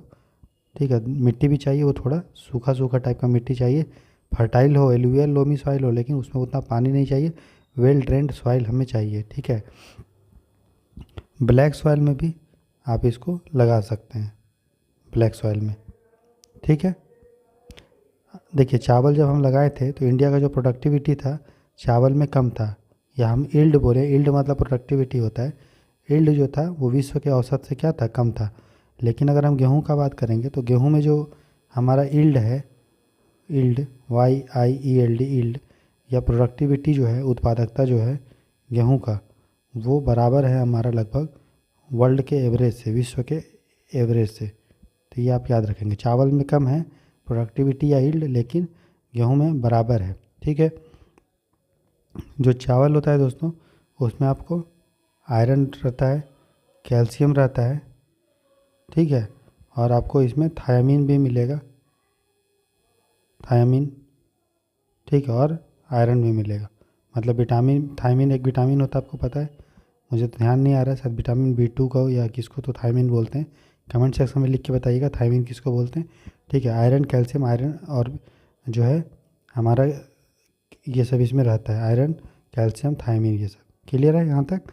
नॉर्थ इंडिया में जनरली होता है कोल्ड, कूल और ड्राई वेदर चाहिए, विंटर में लगाते हैं। विंटर जो हमारा वेस्टर्न डिस्टर्बेंस आता है, वेस्टर्न डिस्टर्बेंस पश्चिमी विक्षोभ जो आता है, उसके कारण भारत में नॉर्थ इंडिया में बारिश होती है, जो गेहूं के फसल के लिए उपयोगी होता है। इसके अलावा इसको एलुवियल सॉइल में तो लगाते ही हैं, लोमी सॉइल में, ब्लैक सॉइल में भी इसको लगा सकते हैं, लेकिन जो भी मिट्टी हम लगाएंगे वो वेल ड्रेन्ड रहना चाहिए, पानी उसमें उतना ज़्यादा नहीं होना चाहिए। 1 से 2 बार बारिश अगर हो जाता है तो वो पर्याप्त है गेहूं के लिए। ठीक है, तो सबसे ज़्यादा जो गेहूं का प्रोडक्शन होता है वो होता है यूपी में, पंजाब में, उसके बाद फिर MP में, और लास्ट में हरियाणा में। तो आप देख सकते हैं जो हरियाणा है वो चाहे चावल है गेहूं है उसमें दोनों के चौथे स्थान पे है ना। ठीक है, और उसमें चावल में, गेहूं में था आपका वेस्ट बंगाल पहला, सेकंड पे था आपका कौन सा, पंजाब। तो पंजाब जो है वो दोनों में सेकंड पे, चाहे चावल है या गेहूं है, गेहूं में टॉप पे है यूपी, ये आपको याद रखना है। ठीक है, चावल में पूरे इंडिया में कितने परसेंट एरिया पे चावल लगाते हैं, तो 13.3% पे। गेहूँ जो लगाते हैं पूरे इंडिया में वो 9% एरिया में लगाते हैं। ठीक है, समझ गए, तो ये याद रखना। तो गेहूँ भी हमारा कंप्लीट हो गया। याद करना है आपको कि ये रबी क्रॉप है, कूल वेदर चाहिए, 7500 सेंटीमीटर रेनफॉल, पश्चिमी विक्षोभ मदद करता है। नॉर्थ इंडिया में ही हम लोग ज़्यादातर गेहूँ लगाते हैं क्योंकि कूल एंड ड्राई वेदर रहता है, बाकी मिट्टी विट्टी और एरिया ये सब याद रखिएगा। तो हमारा ये गेहूँ ख़त्म हो गया, राइट। चलिए, तीसरा जो मेन फसल है वो है आपका मेज। मेज का मतलब क्या होता है, मक्का, या इसको भुट्टा भी बोलते हैं, भुट्टा। ठीक है, इसको मकई भी बोलते हैं, मकई, जो भी नाम है आपको। ठीक है, समझ गए, मक्का। तो देखिए जो मक्का है दोस्तों वो एक खरीफ क्रॉप है। कौन सा क्रॉप है, खरीफ। खरीफ का मतलब क्या हो गया कि इसको जो है गर्मी जब ख़त्म होगा तो उस समय लगाएंगे, और मतलब बरसात के शुरू में लगाएंगे, और बरसात ख़त्म होगा तो काट लेंगे। मतलब इसके लिए हॉट एंड ह्यूमिड, जिस तरह चावल को चाहिए उसी तरह इसको भी चाहिए, हॉट एंड ह्यूमिड। टेम्परेचर जो चाहिए वो 21 डिग्री सेल्सियस से 27 डिग्री, मतलब 21 से 27 डिग्री सेल्सियस टेम्परेचर चाहिए। ठीक है, इसको बारिश भी चाहिए, तो 25 से 75 सेंटीमीटर इसको क्या चाहिए, 25 से 75 सेंटीमीटर रेनफॉल भी चाहिए। ठीक है, 25 से 75 सेंटीमीटर क्या चाहिए, रेनफॉल भी चाहिए, वर्षा भी चाहिए। ठीक है, समझ गए। पूरे भारत में इसको लगाते हैं, पूरे भारत में, लेकिन नॉर्थ ईस्ट में ठीक है। उत्तर पश्चिम जो है नॉर्थ ईस्ट इंडिया, ठीक है, उसमें हम नहीं लगाते हैं। साथ ही साथ ईस्ट में भी इसको उतना नहीं लगाते हैं, ठीक है। तो नॉर्थ ईस्ट और ईस्ट में उतना नहीं लगाते हैं, ठीक है। सबसे ज़्यादा लगता है जिसका प्रोडक्टिविटी जाता है साउथ इंडिया। तो साउथ इंडिया में जो गेहूँ मकई होता है, मक्का जो होता है मेज, ठीक है, उसका जो प्रोडक्टिविटी होता है वो ज़्यादा होता है नॉर्थ इंडिया के मक्का से। क्यों होता है? कॉमन सेंस है, क्योंकि खरीफ क्रॉप है तो इसको जो हमारा साउथ इंडिया है वहाँ पे इसको हॉट एंड ह्यूमिड वेदर मिलता है। तो प्रोडक्टिविटी कहाँ ज़्यादा होता है? साउथ इंडिया में, ठीक है। हॉट एंड ह्यूमिड वेदर चाहिए, 21 से 27 डिग्री सेल्सियस टेम्परेचर, 25 से 75 सेंटीमीटर रेनफॉल। भारत के नॉर्थ पूरे भारत में लगाते हैं, लेकिन नॉर्थ ईस्ट में नहीं लगाते हैं। उत्तर पश्चिम नहीं होगा, उत्तर पूर्वी होगा ना, थोड़ा सा माफ़ करेंगे, ठीक है। नॉर्थ ईस्ट मतलब उत्तर पूर्वी भारत, जिसमें 7 स्टेट और एक असम भी आता है, ठीक है। और ईस्ट में इसको जो है हम उतना नहीं लगाते हैं, ठीक है। और सबसे ज़्यादा प्रोडक्टिविटी साउथ इंडिया में होता है। तो अगर मकई में बात करेंगे तो टॉप पोजीशन पे सबसे पहले कर्नाटक है, ठीक है, फिर हमारा महाराष्ट्र है, फिर एमपी है और फिर तमिलनाडु है। तो आप देख रहे हैं कर्नाटक भी साउथ इंडिया, तमिलनाडु भी साउथ इंडिया और महाराष्ट्र भी लगभग हम बोल सकते हैं कि दक्कन का पठार में। तो आप बोल सकते हैं कि अगर हमारा इंडिया है तो ये अगर हमारा ट्रॉपिक ऑफ कैंसर है तो जनरली इसके नीचे वाला एरिया में मकई ज़्यादा हो रहा है। यहीं पे आपका एमपी है, यहीं पे आपका महाराष्ट्र है, ये कर्नाटक और ये तमिलनाडु है, ठीक है। तो यहाँ पे मकई ज़्यादा हो रहा है, ठीक है। तो मेज याद रखेंगे, खरीफ क्रॉप है, बाकी ये सारा जो पॉइंट बताया वो आपको ध्यान रखना है, ठीक है। चौथा जो क्रॉप है दोस्तों वो है चना। क्या है? चना। चना को हम लोग इंग्लिश में बोलते हैं ग्राम। क्या बोलते हैं? ग्राम। तो जो ग्राम है दोस्तों वो भी हमारा क्या है? खरीफ क्रॉप है, खरीफ फसल है, ठीक है। ये इतना याद रखेंगे। इसमें टॉप पे है एमपी। बाकी कॉमन होगा, अगर खरीफ है तो हॉट एंड ह्यूमिड वेदर चाहिए। तो जो आपने चावल और मक्का के लिए बात किया वही यहाँ पे चना के लिए बात करेंगे। बस याद रखेंगे एमपी जो है वो टॉप में है। अगर हम दाल की बात करेंगे तो तूर दाल जो होता है जिसको अरहर दाल बोलते हैं, अरहर दाल बोलते हैं, ठीक है। ये भी हमारा जो है, ये कौन सा क्रॉप है? याद रखिएगा रबी फसल है। रबी फसल मतलब ठंडा एरिया में लगाएंगे इसको, ठीक है। वो थोड़ा ध्यान देंगे। तो तूर जो है वो रबी क्रॉप है। फिर आपने सुना होगा जवार, जवार, ठीक है, जवार बाजरा रागी। तो जो हमारा जवार है, जो हमारा जवार है दोस्तों, ये खरीफ फसल भी है, ठीक है, और रबी दोनों है, ठीक है। तो अगर नॉर्थ इंडिया में देखेंगे तो नॉर्थ इंडिया के लिए जवार जो है वो खरीफ क्रॉप है और साउथ इंडिया में जवार जो है वो रबी क्रॉप है। ये थोड़ा ध्यान देंगे आप, ठीक है। तो इसको हम लोग लगाते हैं जवार को सेमी एरिड एरिया में, जो अर्ध हमारा जो शुष्क एरिया होगा, जहाँ पे उतना ज़्यादा पानी नहीं पड़ेगा, वहाँ पे इसको हम लगाते हैं, ठीक है दोस्तों। तो सेमी एरिड जो है एरिया में इसको हम लोग लगाते हैं। सेमी एरिड का मतलब अर्ध शुष्क एरिया। 100 सेंटीमीटर रेनफॉल से वर्षा जहाँ कम होता है उसको जनरली सेमी एरिड एरिया भी बोलते हैं। कहीं कहीं 50 सेंटीमीटर वाले एरिया, देखिए 100 सेंटीमीटर से कम रेनफॉल होता है उसको सेमी एरिड बोलते हैं। और जहाँ भी 50 सेंटीमीटर से कम रेनफॉल होता है, 50 सेंटीमीटर से कम, उसको हम लोग एरिड एरिया बोलते हैं या उसको हम लोग ड्राई एरिया बोलते हैं। ये थोड़ा याद रखिएगा कि जहाँ भी रेनफॉल 100 सेंटीमीटर से कम हो उसको सेमी एरिड बोलते हैं, और जहाँ भी रेनफॉल 50 सेंटीमीटर या 60 सेंटीमीटर से कम हो उसको एरिड या ड्राई एरिया बोलते हैं।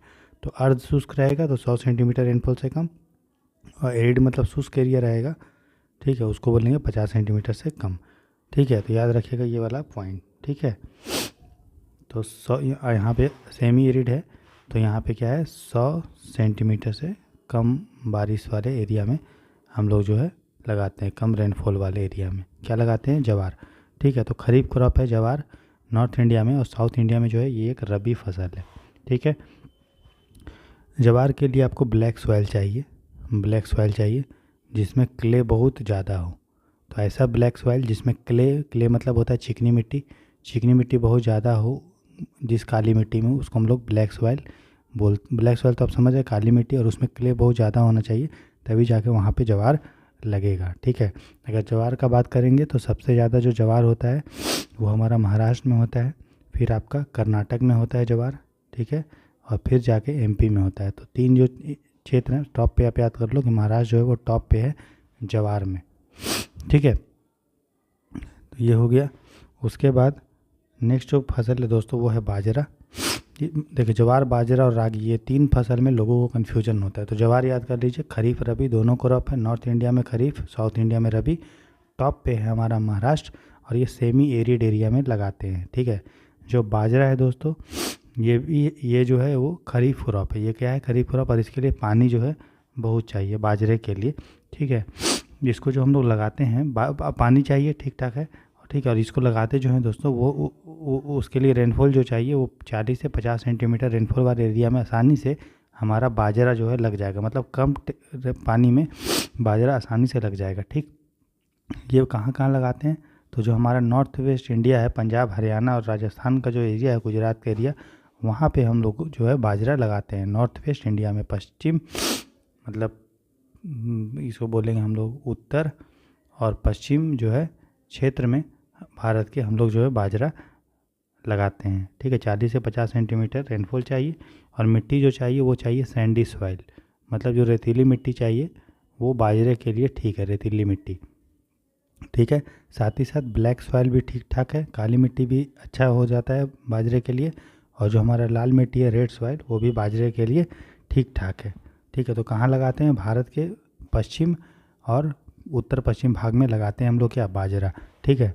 तो बाजरे में अगर हम टॉप का बात करें, टॉप पे बात करेंगे तो राजस्थान जो है दोस्तों, हमारा राजस्थान वो है टॉप पे बाजरे में, ठीक है, ठीक है। तो जो बाजरा में टॉप पे जो है दोस्तों वो है आपका राजस्थान, ठीक है, बाजरे में टॉप पे है, ठीक है। उसके बाद है हमारा यूपी, फिर है गुजरात, और लास्ट में है एमपी। तो ये हमारा बाजरा में हो गया, याद रखिएगा खरीफ क्रॉप है। और नॉर्थ वेस्ट, ये वेस्ट इंडिया में लगाते हैं, और टॉप पे है हमारा राजस्थान। पानी ज़्यादा नहीं चाहिए, 40 से 50 सेंटीमीटर चाहिए, मतलब कम बारिश वाले एरिया में भी ये लग जाएगा, ठीक है। 9वां नंबर पे जो फसल आता है वो है हमारा रागी। तो रागी जो है दोस्तों वो खरीफ क्रॉप है, ठीक है। ये आपका मोस्टली साउथ इंडिया में होता है, साउथ इंडिया में होता है, ठीक है। और अलग अलग डिफरेंट सॉइल में, अलग अलग सॉइल में, ठीक है, तरह तरह के मिट्टी में आसानी से रागी लग सकता है। याद रखिएगा साउथ इंडिया में रागी ज़्यादा होता है, ठीक है। और रागी जो है दोस्तों वो आपका खरीफ क्रॉप है। कैसा है वो, खरीफ क्रॉप है। तो टॉप पे है वो है कर्नाटक, ठीक है। फिर आपका है तमिलनाडु, ठीक है। कर्नाटक जो है दोस्तों वो आपका 73%, पूरे इंडिया में जितना भी रागी होता है उसका 73% जो रागी होता है वो आपका कर्नाटक से आता है, ठीक है, समझ गए। ये थोड़ा ध्यान देंगे, रागी हो गया। इसके अलावा उत्तराखंड में भी रागी होता है, ठीक है, उत्तराखंड में भी हमारा रागी होता है, ये भी याद रखेंगे, ठीक है। लेकिन टॉप पे हमारा कर्नाटक है। और रागी जो है एक खरीफ क्रॉप है, साउथ इंडिया में ज़्यादा होता है, अलग अलग क्रॉप में, अलग अलग सॉइल में, मिट्टी में ये लगता है। अगला है बारले। बारले मतलब हिंदी में इसको बोलेंगे जौ। तो जौ है वो रबी क्रॉप है, मतलब ठंडा में लगेगा, तो इसीलिए ये गर्मी इसके लिए नहीं चाहिए, हीट जो है नहीं चाहिए, खासकर कैसा ही हीट, बहुत ज़्यादा हाई हीट नहीं चाहिए, ठीक है। और ना ही हाई ह्यूमिडिटी चाहिए, क्योंकि ये रबी क्रॉप है। तो रबी क्रॉप के बारे में मैंने क्या बोला, इसके लिए ड्राई और कूल वेदर, ठंडा वेदर चाहिए और शुष्क चाहिए। तो रेनफॉल कितना चाहिए इसके लिए, बहुत कम चाहिए, 75 से 100 सेंटीमीटर रेनफॉल चाहिए, जितना आपको मकई के लिए चाहिए। देखिए मकई, सॉरी, जितना गेहूँ के लिए चाहिए। गेहूँ भी जो है हमारा रबी क्रॉप है, इसके लिए 75 से 100 centimetre rainfall, cool and dry weather. तो सेम आपका किसके लिए, बारले के लिए, क्योंकि ये भी रबी क्रॉप है। तो 75-100 सेंटीमीटर रेनफॉल, हीट नहीं चाहिए, ह्यूमिडिटी नहीं चाहिए, मतलब कम बारिश, ठंडा और शुष्क एरिया में ये लग जाएगा, ठीक है। टॉप पे जो हमारा है बारले में, जौ में, वो है हमारा राजस्थान, ठीक है। और दूसरे नंबर पे हमारा यूपी है, ये थोड़ा ध्यान देंगे, ठीक है। 9वें नंबर पे जो है वो है तंबाकू, टोबैको, ठीक है, तंबाकू, ठीक है। तंबाकू जो है वो खरीफ क्रॉप है, खरीफ फसल है, मतलब इसको गर्मी ख़त्म होने के बाद और ठंडा ख़त्म होने के पहले काट देते हैं, ठीक है, मतलब बारिश के मौसम में इसको लगाया जाता है, ठीक है। जो खरीफ क्रॉप जो तंबाकू है वो आपका उष्ण कटिबंधीय, ट्रॉपिकल एरिया एंड सब ट्रॉपिकल एरिया में आसानी से ये लग जाता है, ठीक है। इसके लिए जो मिट्टी चाहिए वो सैंडी सॉइल चाहिए, रेतीली मिट्टी चाहिए, और लोमी चाहिए, मतलब उसमें लोम भी होना चाहिए, ठीक है, चाहिए, ठीक है। और इसके लिए ऑर्गेनिक मैटर, ह्यूमस नहीं चाहिए, क्योंकि सैंडी सॉइल में ह्यूमस नहीं रहता है, तो तो ऐसी मिट्टी जो सैंडी सॉइल है, जिसमें लोम भी है, थोड़ा थोड़ा चिकनी मिट्टी टाइप का भी है, लेकिन ऑर्गेनिक मैटर मतलब ह्यूमस नहीं है, उसके लिए अच्छा होगा। किसके लिए? तंबाकू के लिए, ठीक है। प्लस इसके लिए रेनफॉल जो चाहिए वो ठीक ठाक चाहिए, क्योंकि खरीफ क्रॉप है, तो रेनफॉल जो है वो ठीक ठाक चाहिए, ठीक है, कम से कम 100 सेंटीमीटर के आसपास, ठीक है। लेकिन बर्फ़ नहीं चाहिए, क्योंकि बर्फ़ होगा तो तंबाकू नुकसान हो जाएगा, ख़त्म हो जाएगा। तो फ्रॉस्ट होता है, फ्रॉस्ट मतलब बर्फ़, तो बर्फ़ नहीं चाहिए, ठीक है। पानी ज़रूर चाहिए, ठीक। तंबाकू में जो टॉप पे है वो है हमारा गुजरात। गुजरात जो है वो टॉप पे है, फिर आंध्र प्रदेश सेकंड नंबर पे है, और यूपी जो है वो थर्ड पे है। लेकिन अगर हम उत्पादकता का बात करेंगे, ईल्ड का बात करेंगे, तो ईल्ड में यूपी जो है वो फर्स्ट में है। लेकिन ओवर प्रोडक्शन में बात करेंगे तो गुजरात जो है वो टॉप पे है, ठीक है, और ईल्ड में यूपी, ठीक है। तो ये समझ गए आप कि नहीं समझे? अच्छा, अगर हम बात करेंगे कि सबसे ज़्यादा कहाँ होता है तंबाकू पूरे विश्व में, तो ब्राज़ील में सबसे ज़्यादा होता है, फिर चीन में होता है, और इंडिया जो है वो तीसरे स्थान पे, थर्ड पे कौन है? इंडिया। तो पूरे विश्व में कहाँ होता है सबसे ज़्यादा तंबाकू? तो ब्राज़ील में होता है, ठीक है। तो ये ध्यान देंगे आप। तो ये हमारा जो है मेन क्रॉप्स हो गया। अब हम लोग कुछ तिलहन के बारे में दोस्तों देखेंगे, तिलहन के बारे में, ठीक है। तो अब जो हमारा टॉपिक है वो है ऑयल सीड्स के बारे में, जिसको हम लोग हिंदी में बोलते हैं तिलहन, ठीक है। तो फर्स्ट जो तिलहन है, तिलहन मतलब ऐसा चीज़ जिसके बीज से तेल निकलता है, ठीक है। ऐसा क्रॉप जिसके बीज से तिल निकलता है उसको हम लोग तिलहन में रखते हैं। जैसे ग्राउंड नट, ग्राउंड नट मतलब मूंगफली। तो मूंगफली का तेल होता है, क्योंकि मूंगफली के बीज से क्या निकल सकता है? तेल। तो इसको लोग इसलिए इसको ऑयल सीड बोलते हैं, ठीक है। तो जो ग्राउंड नट है वो हमारा खरीफ क्रॉप है, और रेन फेड है। रेन फेड का मतलब होता है कि कम बारिश में ये हो जाएगा ग्राउंड नट, इसलिए ज़्यादा बारिश इसके लिए नहीं चाहिए। तो खरीफ क्रॉप तो ज़रूर है, लेकिन बारिश ज़्यादा नहीं चाहिए, ठीक। उसको बोलते हैं रेन फेड, ठीक है। जो टेम्परेचर चाहिए वो 20 से 30 डिग्री सेल्सियस हमारा टेम्परेचर चाहिए। देखिए खरीफ क्रॉप है, मतलब गर्मी ख़त्म होने के पहले लगा रहे हैं उसको, ठीक है। तो मतलब टेम्परेचर ठीक ठाक चाहिए, ठीक है। रेनफॉल जो चाहिए, खरीफ क्रॉप तो है लेकिन रेनफॉल थोड़ा कम चाहिए, इसलिए रेनफेड बोलते हैं। तो रेनफॉल जो है आपको 50 से 75 से लगभग 100 सेंटीमीटर ये रेनफॉल हमारा चाहिए। जो मिट्टी चाहिए, मिट्टी सॉइल, तो मिट्टी चाहिए आपका सैंडी सॉइल होना चाहिए, और लोम उसमें रहना चाहिए, लोमी सॉइल, सैंड और लोमी सॉइल होना चाहिए। इसके अलावा रेड मिट्टी, लाल मिट्टी, पीली मिट्टी और ब्लैक मिट्टी में भी हो सकता है। मतलब बहुत डिफरेंट टाइप के मिट्टी में हम लोग मूंगफली का खेती कर सकते हैं, ठीक है, समझ गए। तो ये थोड़ा ध्यान देंगे। अगर इसमें हम तेल का बात करें, तेल मतलब ऑयल, अगर कंटेंट का बात करें कि कितना ऑयल होता है मूंगफली में, ठीक है, तो 40 से 50% तेल होता है। मतलब अगर आप 1 किलो मूंगफली से तेल निकालेंगे 1 केजी से, तो आपको 400 से 500 मिलीलीटर तेल निकल जाएगा मूंगफली से, ठीक है। और मूंगफली जो है वो नाइट्रोजन फिक्सेशन में मदद करता है। मैंने जब नाइट्रोजन साइकिल आपको इन्वायरमेंट में पढ़ाया था, मैंने पता है ना आपको पूरा इन्वायरमेंट इकोलॉजी पढ़ा दी है, यूपीएससी प्रीलिम्स और मेंस 2024 दोनों के लिए। लगभग 80 से 90% सिलेबस कंप्लीट हो चुका है, ज़रूर देखिए। उसका जो प्लेलिस्ट है वो बनाए हैं, तो आपको सब पूरा इन्वायरमेंट समझ में आएगा। तो वहाँ हम लोगों ने नाइट्रोजन फिक्सेशन में बात किया था, जिसमें बताया था ग्रीन प्लांट जो होते हैं, जो ऑयल सीड्स होता है, ठीक है, लेगुमिनस प्लांट, उसके में जड़ में लेगुमिनस बैक्टीरिया होते हैं, वो उसको क्या करता है? नाइट्रोजन को फिक्स करता है। क्योंकि नाइट्रोजन को डायरेक्टली प्लांट यूज नहीं कर सकता है। नाइट्रोजन जब तक नाइट्रेट में कन्वर्ट नहीं होगा तब तक प्लांट जो यूज नहीं कर सकता है। तो लेगुमिनस प्लांट जो है वो नाइट्रोजन को फिक्स करने में मदद करता है, ठीक है। और ग्राउंड नट उसका एग्जाम्पल है, ठीक है। अगर हम मूंगफली का बात करेंगे तो सबसे ज़्यादा मूंगफली का उत्पादन जो होता है ग्राउंड नट का, वो होता है आपके गुजरात में, फिर होता है राजस्थान में, ठीक है। और अगर ईल्ड का बात करेंगे उत्पादकता तक का, तो सबसे ज़्यादा उत्पादकता होता है आंध्र प्रदेश में, ठीक है, समझ में आया। ये थोड़ा ध्यान देंगे। उसके बाद अगर हम बात करें, अगला जो ऑयल सीड है, तिलहन है, वो है Kastur oil. Kastur oil, Kastur oil को हम लोग अरंडी तेल बोलते हैं, अरंडी का तेल, ठीक है। अरंडी बोलते हैं कि जैतून बोलते हैं, थोड़ा हम आपको देख के बताते हैं तो सही है। कस्तूर ऑयल को अरंडी तेल भी बोलते हैं, ठीक है।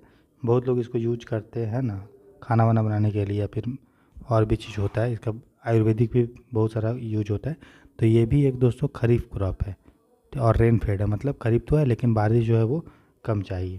ठीक है, तो इसमें जो तेल का कंटेंट होता है, मूंगफली का तेल में, मूंगफली में कितना था 40 से 50% तेल, इसमें जो है 50% तेल आपको है। और ये बाल में लगाने में काम आता है अरंडी का तेल। ठीक है, तो ये इससे बाल जो होता है वो मोटा होता है और ये तेल बहुत थिक होता है, ठीक, बहुत गाढ़ा होता है।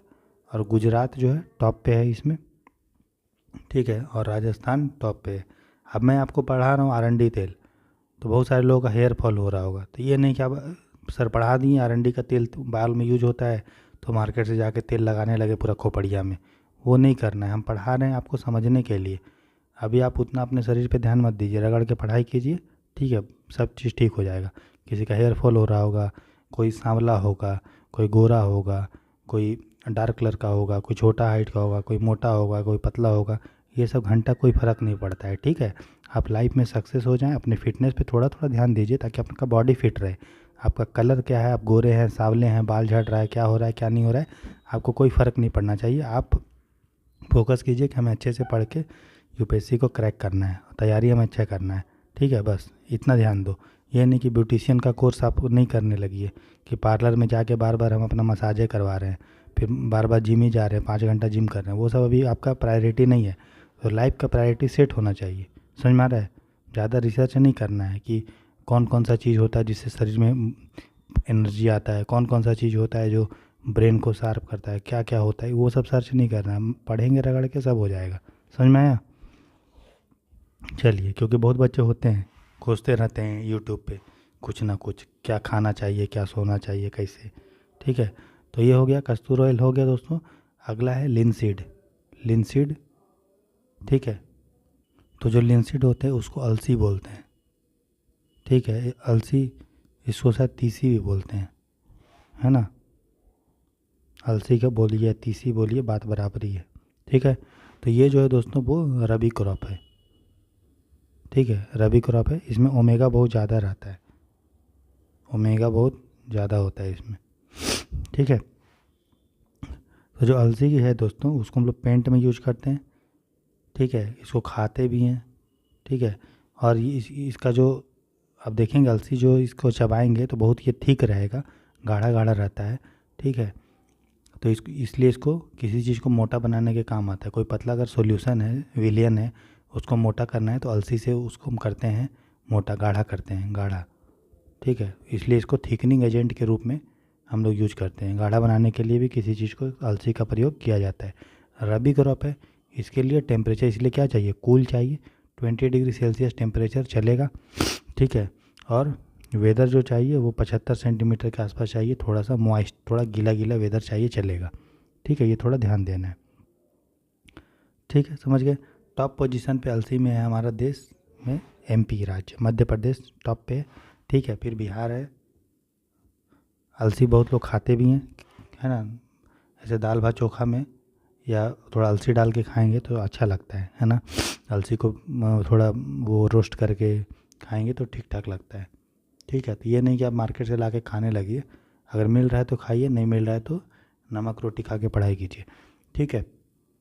तो एमपी है टॉप पे, बिहार है सेकंड पे। अभी खाने पे उतना ध्यान मत दो, अच्छे से पढ़ेंगे, ब्रह्मचर्य में रहेंगे, आपका बॉडी अपने आप एनर्जी ले लेगा, ठीक है। साधु संत क्या खाता है, कुछ खाते हैं, नॉर्मल खाते हैं। अभी के बाबा नहीं बोल रहे हैं जो दिन भर 4 रोटी और फिर दही मलाई और घी खाएंगे, उसका नहीं बोल रहा हूँ मैं।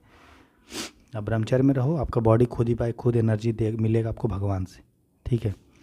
तो ये समझ में आया। तो एमपी है टॉप पे, लिनसीड जो है अलसी का बीज, वो रबी क्रॉप है, ठीक है। चलिए, चौथा जो हमारा तिलहन है वो है शीशम, ठीक है, शीशम, ACASAM बोलते हैं शीशम।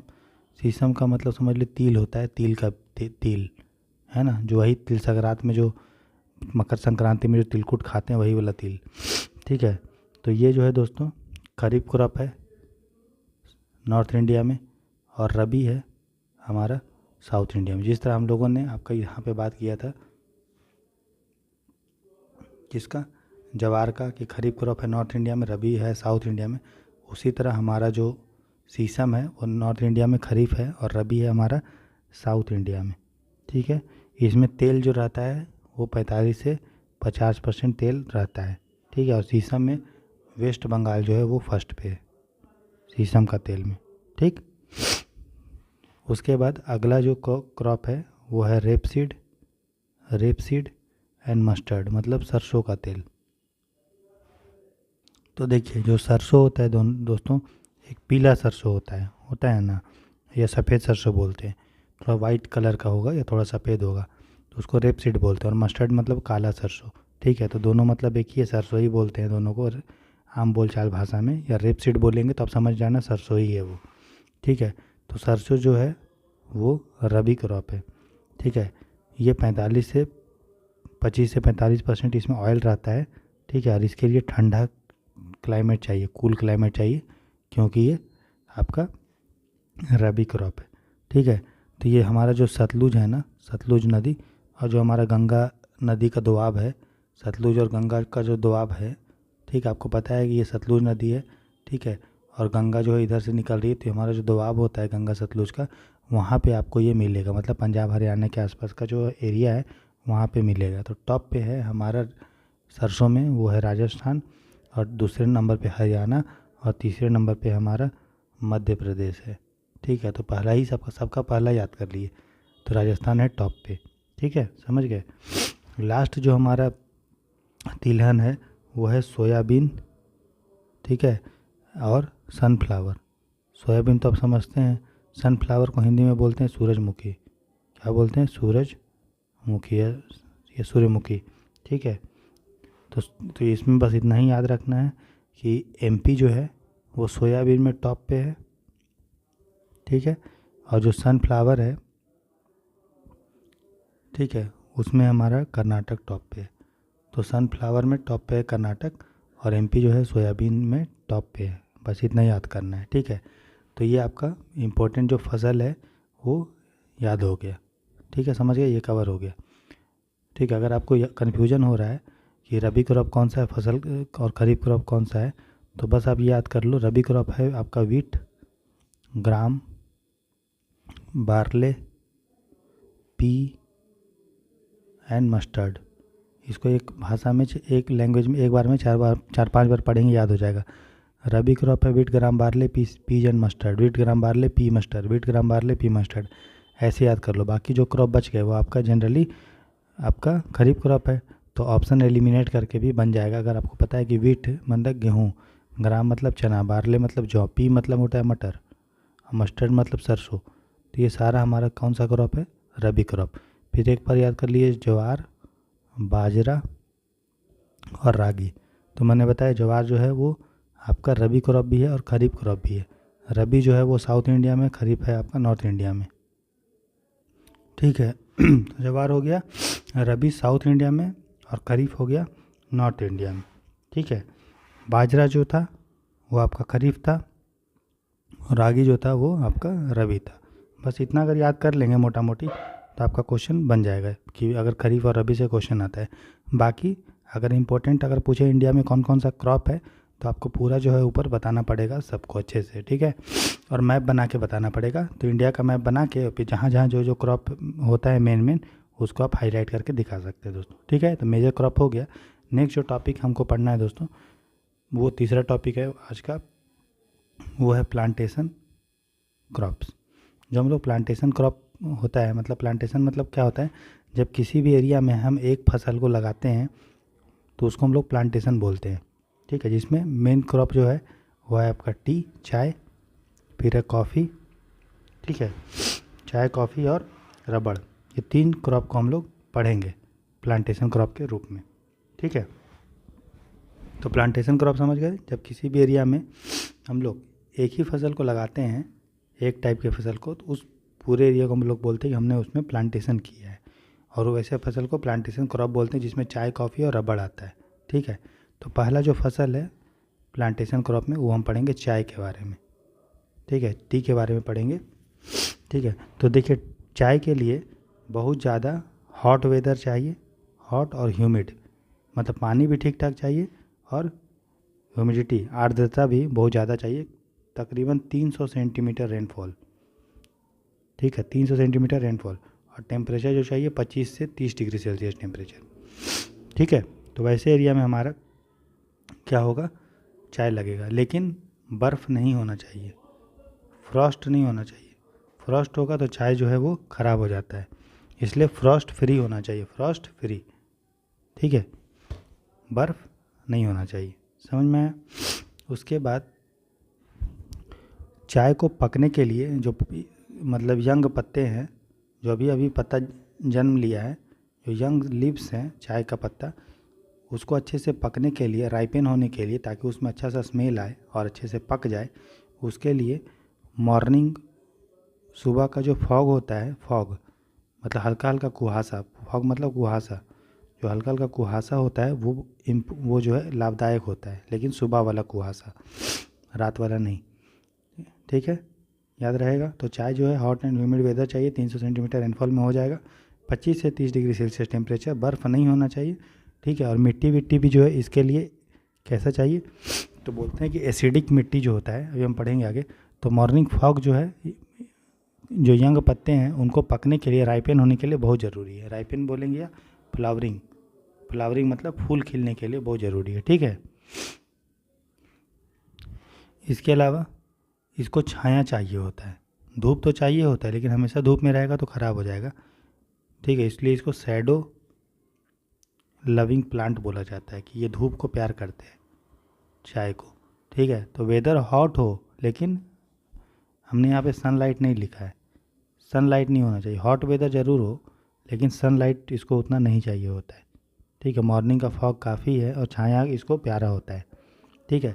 अगर हम मिट्टी का बात करेंगे तो कैसी मिट्टी में ये होता है, तो मिट्टी में पानी नहीं होना चाहिए, इसीलिए चाय का जो खेती होता है वो जनरली पहाड़ में होता है, क्योंकि पहाड़ में मिट्टी अगर रहेगा तो वो नीचे मिट्टी जो है, मिट्टी में अगर पानी रहेगा तो वो नीचे चला जाएगा, और मिट्टी जो है सूखा सूखा रहेगा, पानी नहीं रहेगा। इसलिए मिट्टी जो चाहिए वो वेल ड्रेन्ड चाहिए, वेल ड्रेन्ड मतलब पानी उसमें नहीं होना चाहिए, उसको बोलते हैं वेल ड्रेन्ड सॉइल, पानी उसमें नहीं होना चाहिए, ठीक है। वाटर लॉगिंग नहीं होना चाहिए, मतलब पानी का जल जमाव नहीं होना चाहिए, क्योंकि जल जमा होगा तो चाय का जो जड़ है, चाय का पत्ती का जो जड़ है वो ख़राब हो जाएगा, ठीक है। तो जल जमाव नहीं होना चाहिए, उससे क्या होगा, चाय पत्ती सड़ जाएगा, ठीक है, ठीक है। इसीलिए चाय को हम लोग पहाड़ में दोस्तों लगाते हैं, क्योंकि पहाड़ में थोड़ा ठंडा वंडा भी ठीक ठाक रहता है, लेकिन गर्म ऐसा पहाड़ नहीं कि जो बहुत मतलब एक पोलर एरिया में हो, ऐसा पहाड़ जो ट्रॉपिकल एरिया में हो, ठीक है, ताकि उसको हॉट वेदर भी मिले, ह्यूमिड भी मिले, बारिश भी ठीक ठाक हो, और पानी जमाव भी ना हो, मिट्टी वेल ड्रेन्ड हो, ठीक है, तभी बोलेंगे चाय का खेती हो रहा है, ठीक। दार्जिलिंग में बहुत फेमस चाय होता है ना, दार्जिलिंग का फेमस चाय है, इसको जीआई टैग भी मिला हुआ है। क्यों यह चाय अच्छा होता है, क्योंकि यहाँ के मिट्टी में पोटैश होता है, ठीक है, और फास्फोरस होता है, तो जिसके कारण यहाँ का जो चाय होता है वो बहुत अच्छा होता है। प्लस दार्जिलिंग पहाड़ पे है तो वेल ड्रेन्ड सॉइल मिलेगा, ठीक है, और छाया ये सब भी मिलता है, तो ये थोड़ा याद रखिएगा, ठीक है। तो दार्जिलिंग का चाय इसलिए फेमस है क्योंकि वहाँ पे पोटैश और फास्फोरस आपको जो है दोस्तों उसमें रहता है मिट्टी में, ठीक, समझ गए। अगर हम बात करें कि मैक्सिमम चाय में, तो इंडिया जो है वो सबसे आगे, सॉरी, चाय में चाइना आगे है, इंडिया नहीं, इंडिया दूसरे नंबर पे। तो मैक्सिमम जो चाय होता है वो होता है आपका चीन में, और दूसरे नंबर पे हमारा है भारत, ठीक। आपको पता है कि भारत में या चीन में चाय का खेती कौन स्टार्ट किया, अंग्रेज़ों ने किया था, है ना। और अगर हम इंडिया राज्य में बात करें, राज्यों में, स्टेट में, तो सबसे ज़्यादा जो चाय होता है दोस्तों वो होता है असम में, ठीक है, फिर होता है वेस्ट बंगाल में, और वेस्ट बंगाल में ही आपको पता है दार्जिलिंग है, जहाँ का चाय को जीआई टैग मिला हुआ है। तो ये हो गया ओवरऑल इंडिया में। अगर हम साउथ इंडिया की बात करेंगे तो साउथ इंडिया में सबसे ज़्यादा जो चाय होता है वो आपका होता है तमिलनाडु में, ठीक है, ये थोड़ा ध्यान देंगे। तो चाय हो गया हमारा प्लांटेशन क्रॉप ख़त्म। दूसरा जो प्लांटेशन क्रॉप है दोस्तों वो है हमारा कॉफ़ी, ठीक है, कॉफ़ी। तो कॉफ़ी को भी शैडो चाहिए, मतलब छाया है, तो कॉफ़ी भी जो है वो आपका शैडो लविंग प्लांट है, शैडो लविंग मतलब छाया इसको भी प्रिय होता है, ठीक है। इसका जो क्लाइमेट चाहिए, ठीक है, वो आपका चाय के ही जैसा चाहिए, जैसा चाय का क्लाइमेट था, हॉट ह्यूमिड, उसका फ्रॉस्ट फ्री, उस तरह चाहिए। मिट्टी उसी तरह चाहिए, वेल ड्रेन्ड सॉइल चाहिए, ज़्यादा उसमें जो है मोटाई होना चाहिए, थिकनेस होना चाहिए उस मिट्टी में, पोटैश फास्फोरस होना चाहिए, वो सारा चीज़ है, ठीक है। इंडिया जो है चाय में दूसरे स्थान पे है, लेकिन कॉफ़ी में इंडिया जो है 7वें स्थान पे है। ठीक है। जनरली जो कॉफ़ी मिलता है दोस्तों वो नॉर्थ और ईस्टर्न स्लोप पे मिलता है। ठीक है। तो कॉफ़ी जो मिलता है, ठीक है, वो नॉर्थ पे, नॉर्दर्न और ईस्टर्न स्लोप में हमें कॉफ़ी मिलता है। कहाँ पे? नॉर्दर्न और ईस्टर्न स्लोप में। कहाँ पे? जनरली साउथ इंडिया के। तो साउथ इंडिया में जो हमारा नॉर्दर्न पार्ट है या ईस्टर्न स्लोप है वहाँ पे हमें बहुत ज़्यादा मिलता है। ठीक है। जैसे सबसे ज़्यादा कॉफ़ी होता है कर्नाटक में, आपने सुना होगा बाबा बुदान हिल्स, तो कर्नाटक के लिए वो फेमस, कर्नाटक में मिलता है वो कॉफ़ी। ठीक है। उसके बाद केरला है और तीसरे नंबर पे हमारा तमिलनाडु। सबसे ज़्यादा कॉफ़ी का प्रोडक्शन कर्नाटक में होता है। कॉफ़ी आप देख रहे हैं कि साउथ इंडिया में ज़्यादा हो रहा है कॉफ़ी, नॉर्थ इंडिया में नहीं होता है कॉफ़ी ज़्यादा। ठीक है, समझ गए? तो कॉफ़ी जो होता है नॉर्दर्न और ईस्टर्न स्लोप में हमें मिलता है, नॉर्थ और ईस्टर्न स्लोप में, घाटी में, ढलाव में। ठीक है। तीसरा जो प्लांटेशन क्रॉप है वो है हमारा रबड़। क्या है? रबड़।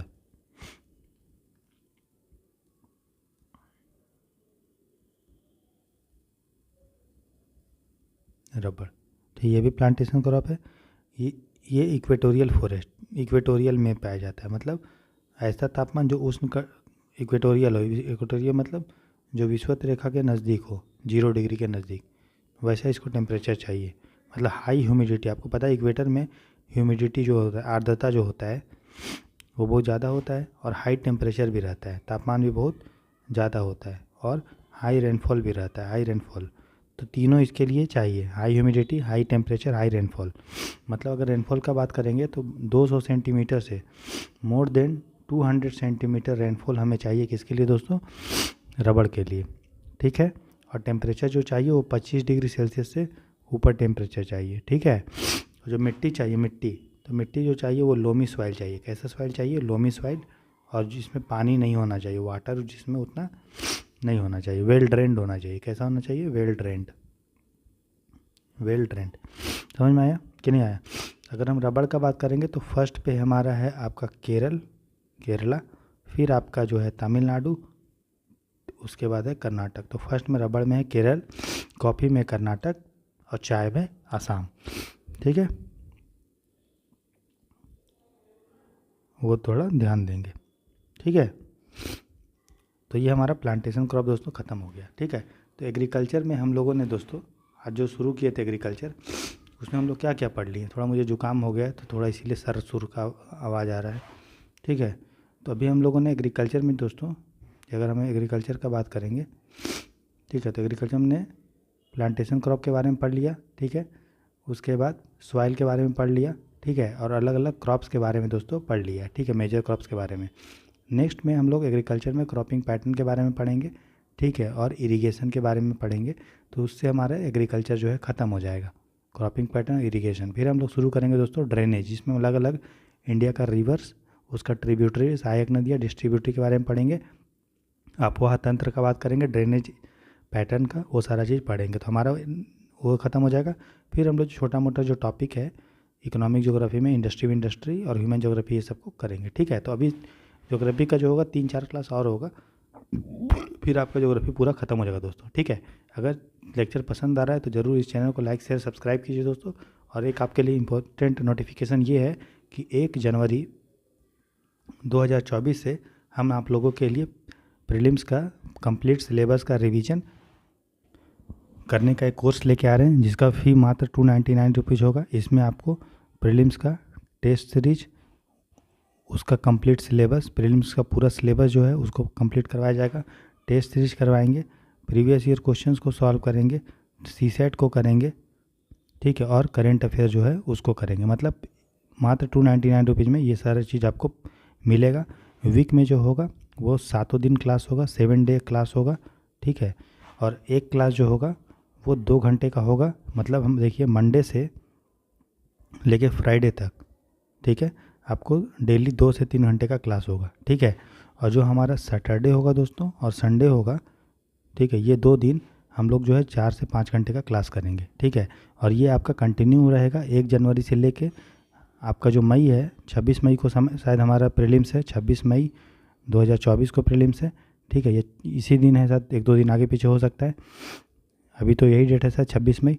तो 1 जनवरी 2024 से क्लास चलेगा, जो 26 मई 2024 तक कंटिन्यू होगा, जिसमें हम लोग पूरा प्रीलिम्स का सिलेबस कंप्लीट करेंगे, टेस्ट सीरीज करेंगे, प्रीवियस ईयर क्वेश्चंस को करेंगे, सीसेट करेंगे, करंट अफेयर करेंगे।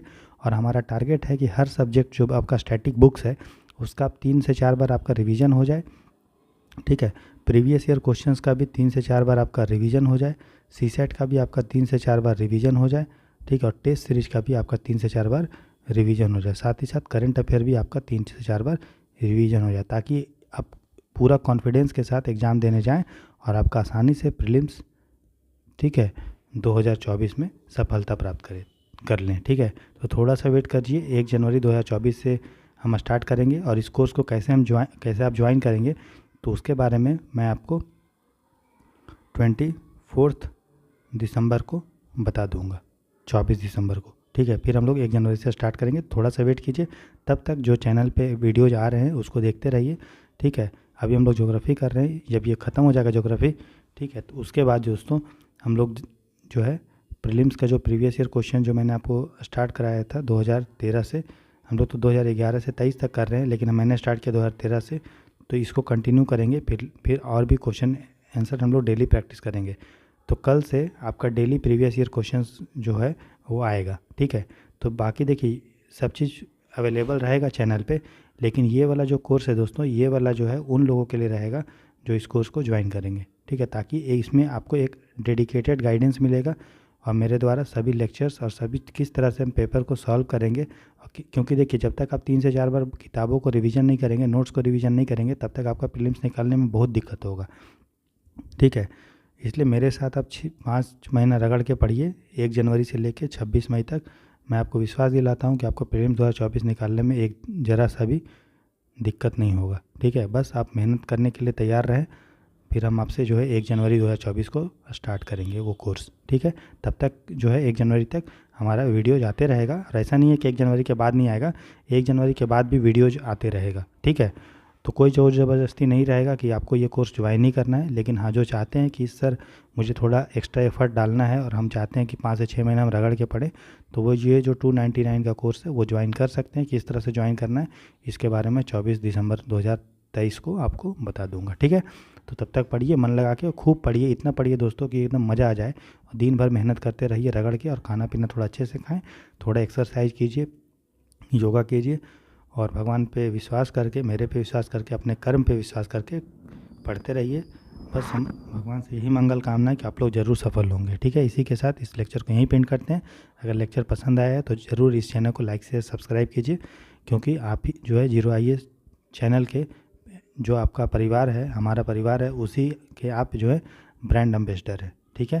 तो अपना ख्याल रखिए, खुश रहिए, मस्त रहिए। God bless you, take care, bye bye.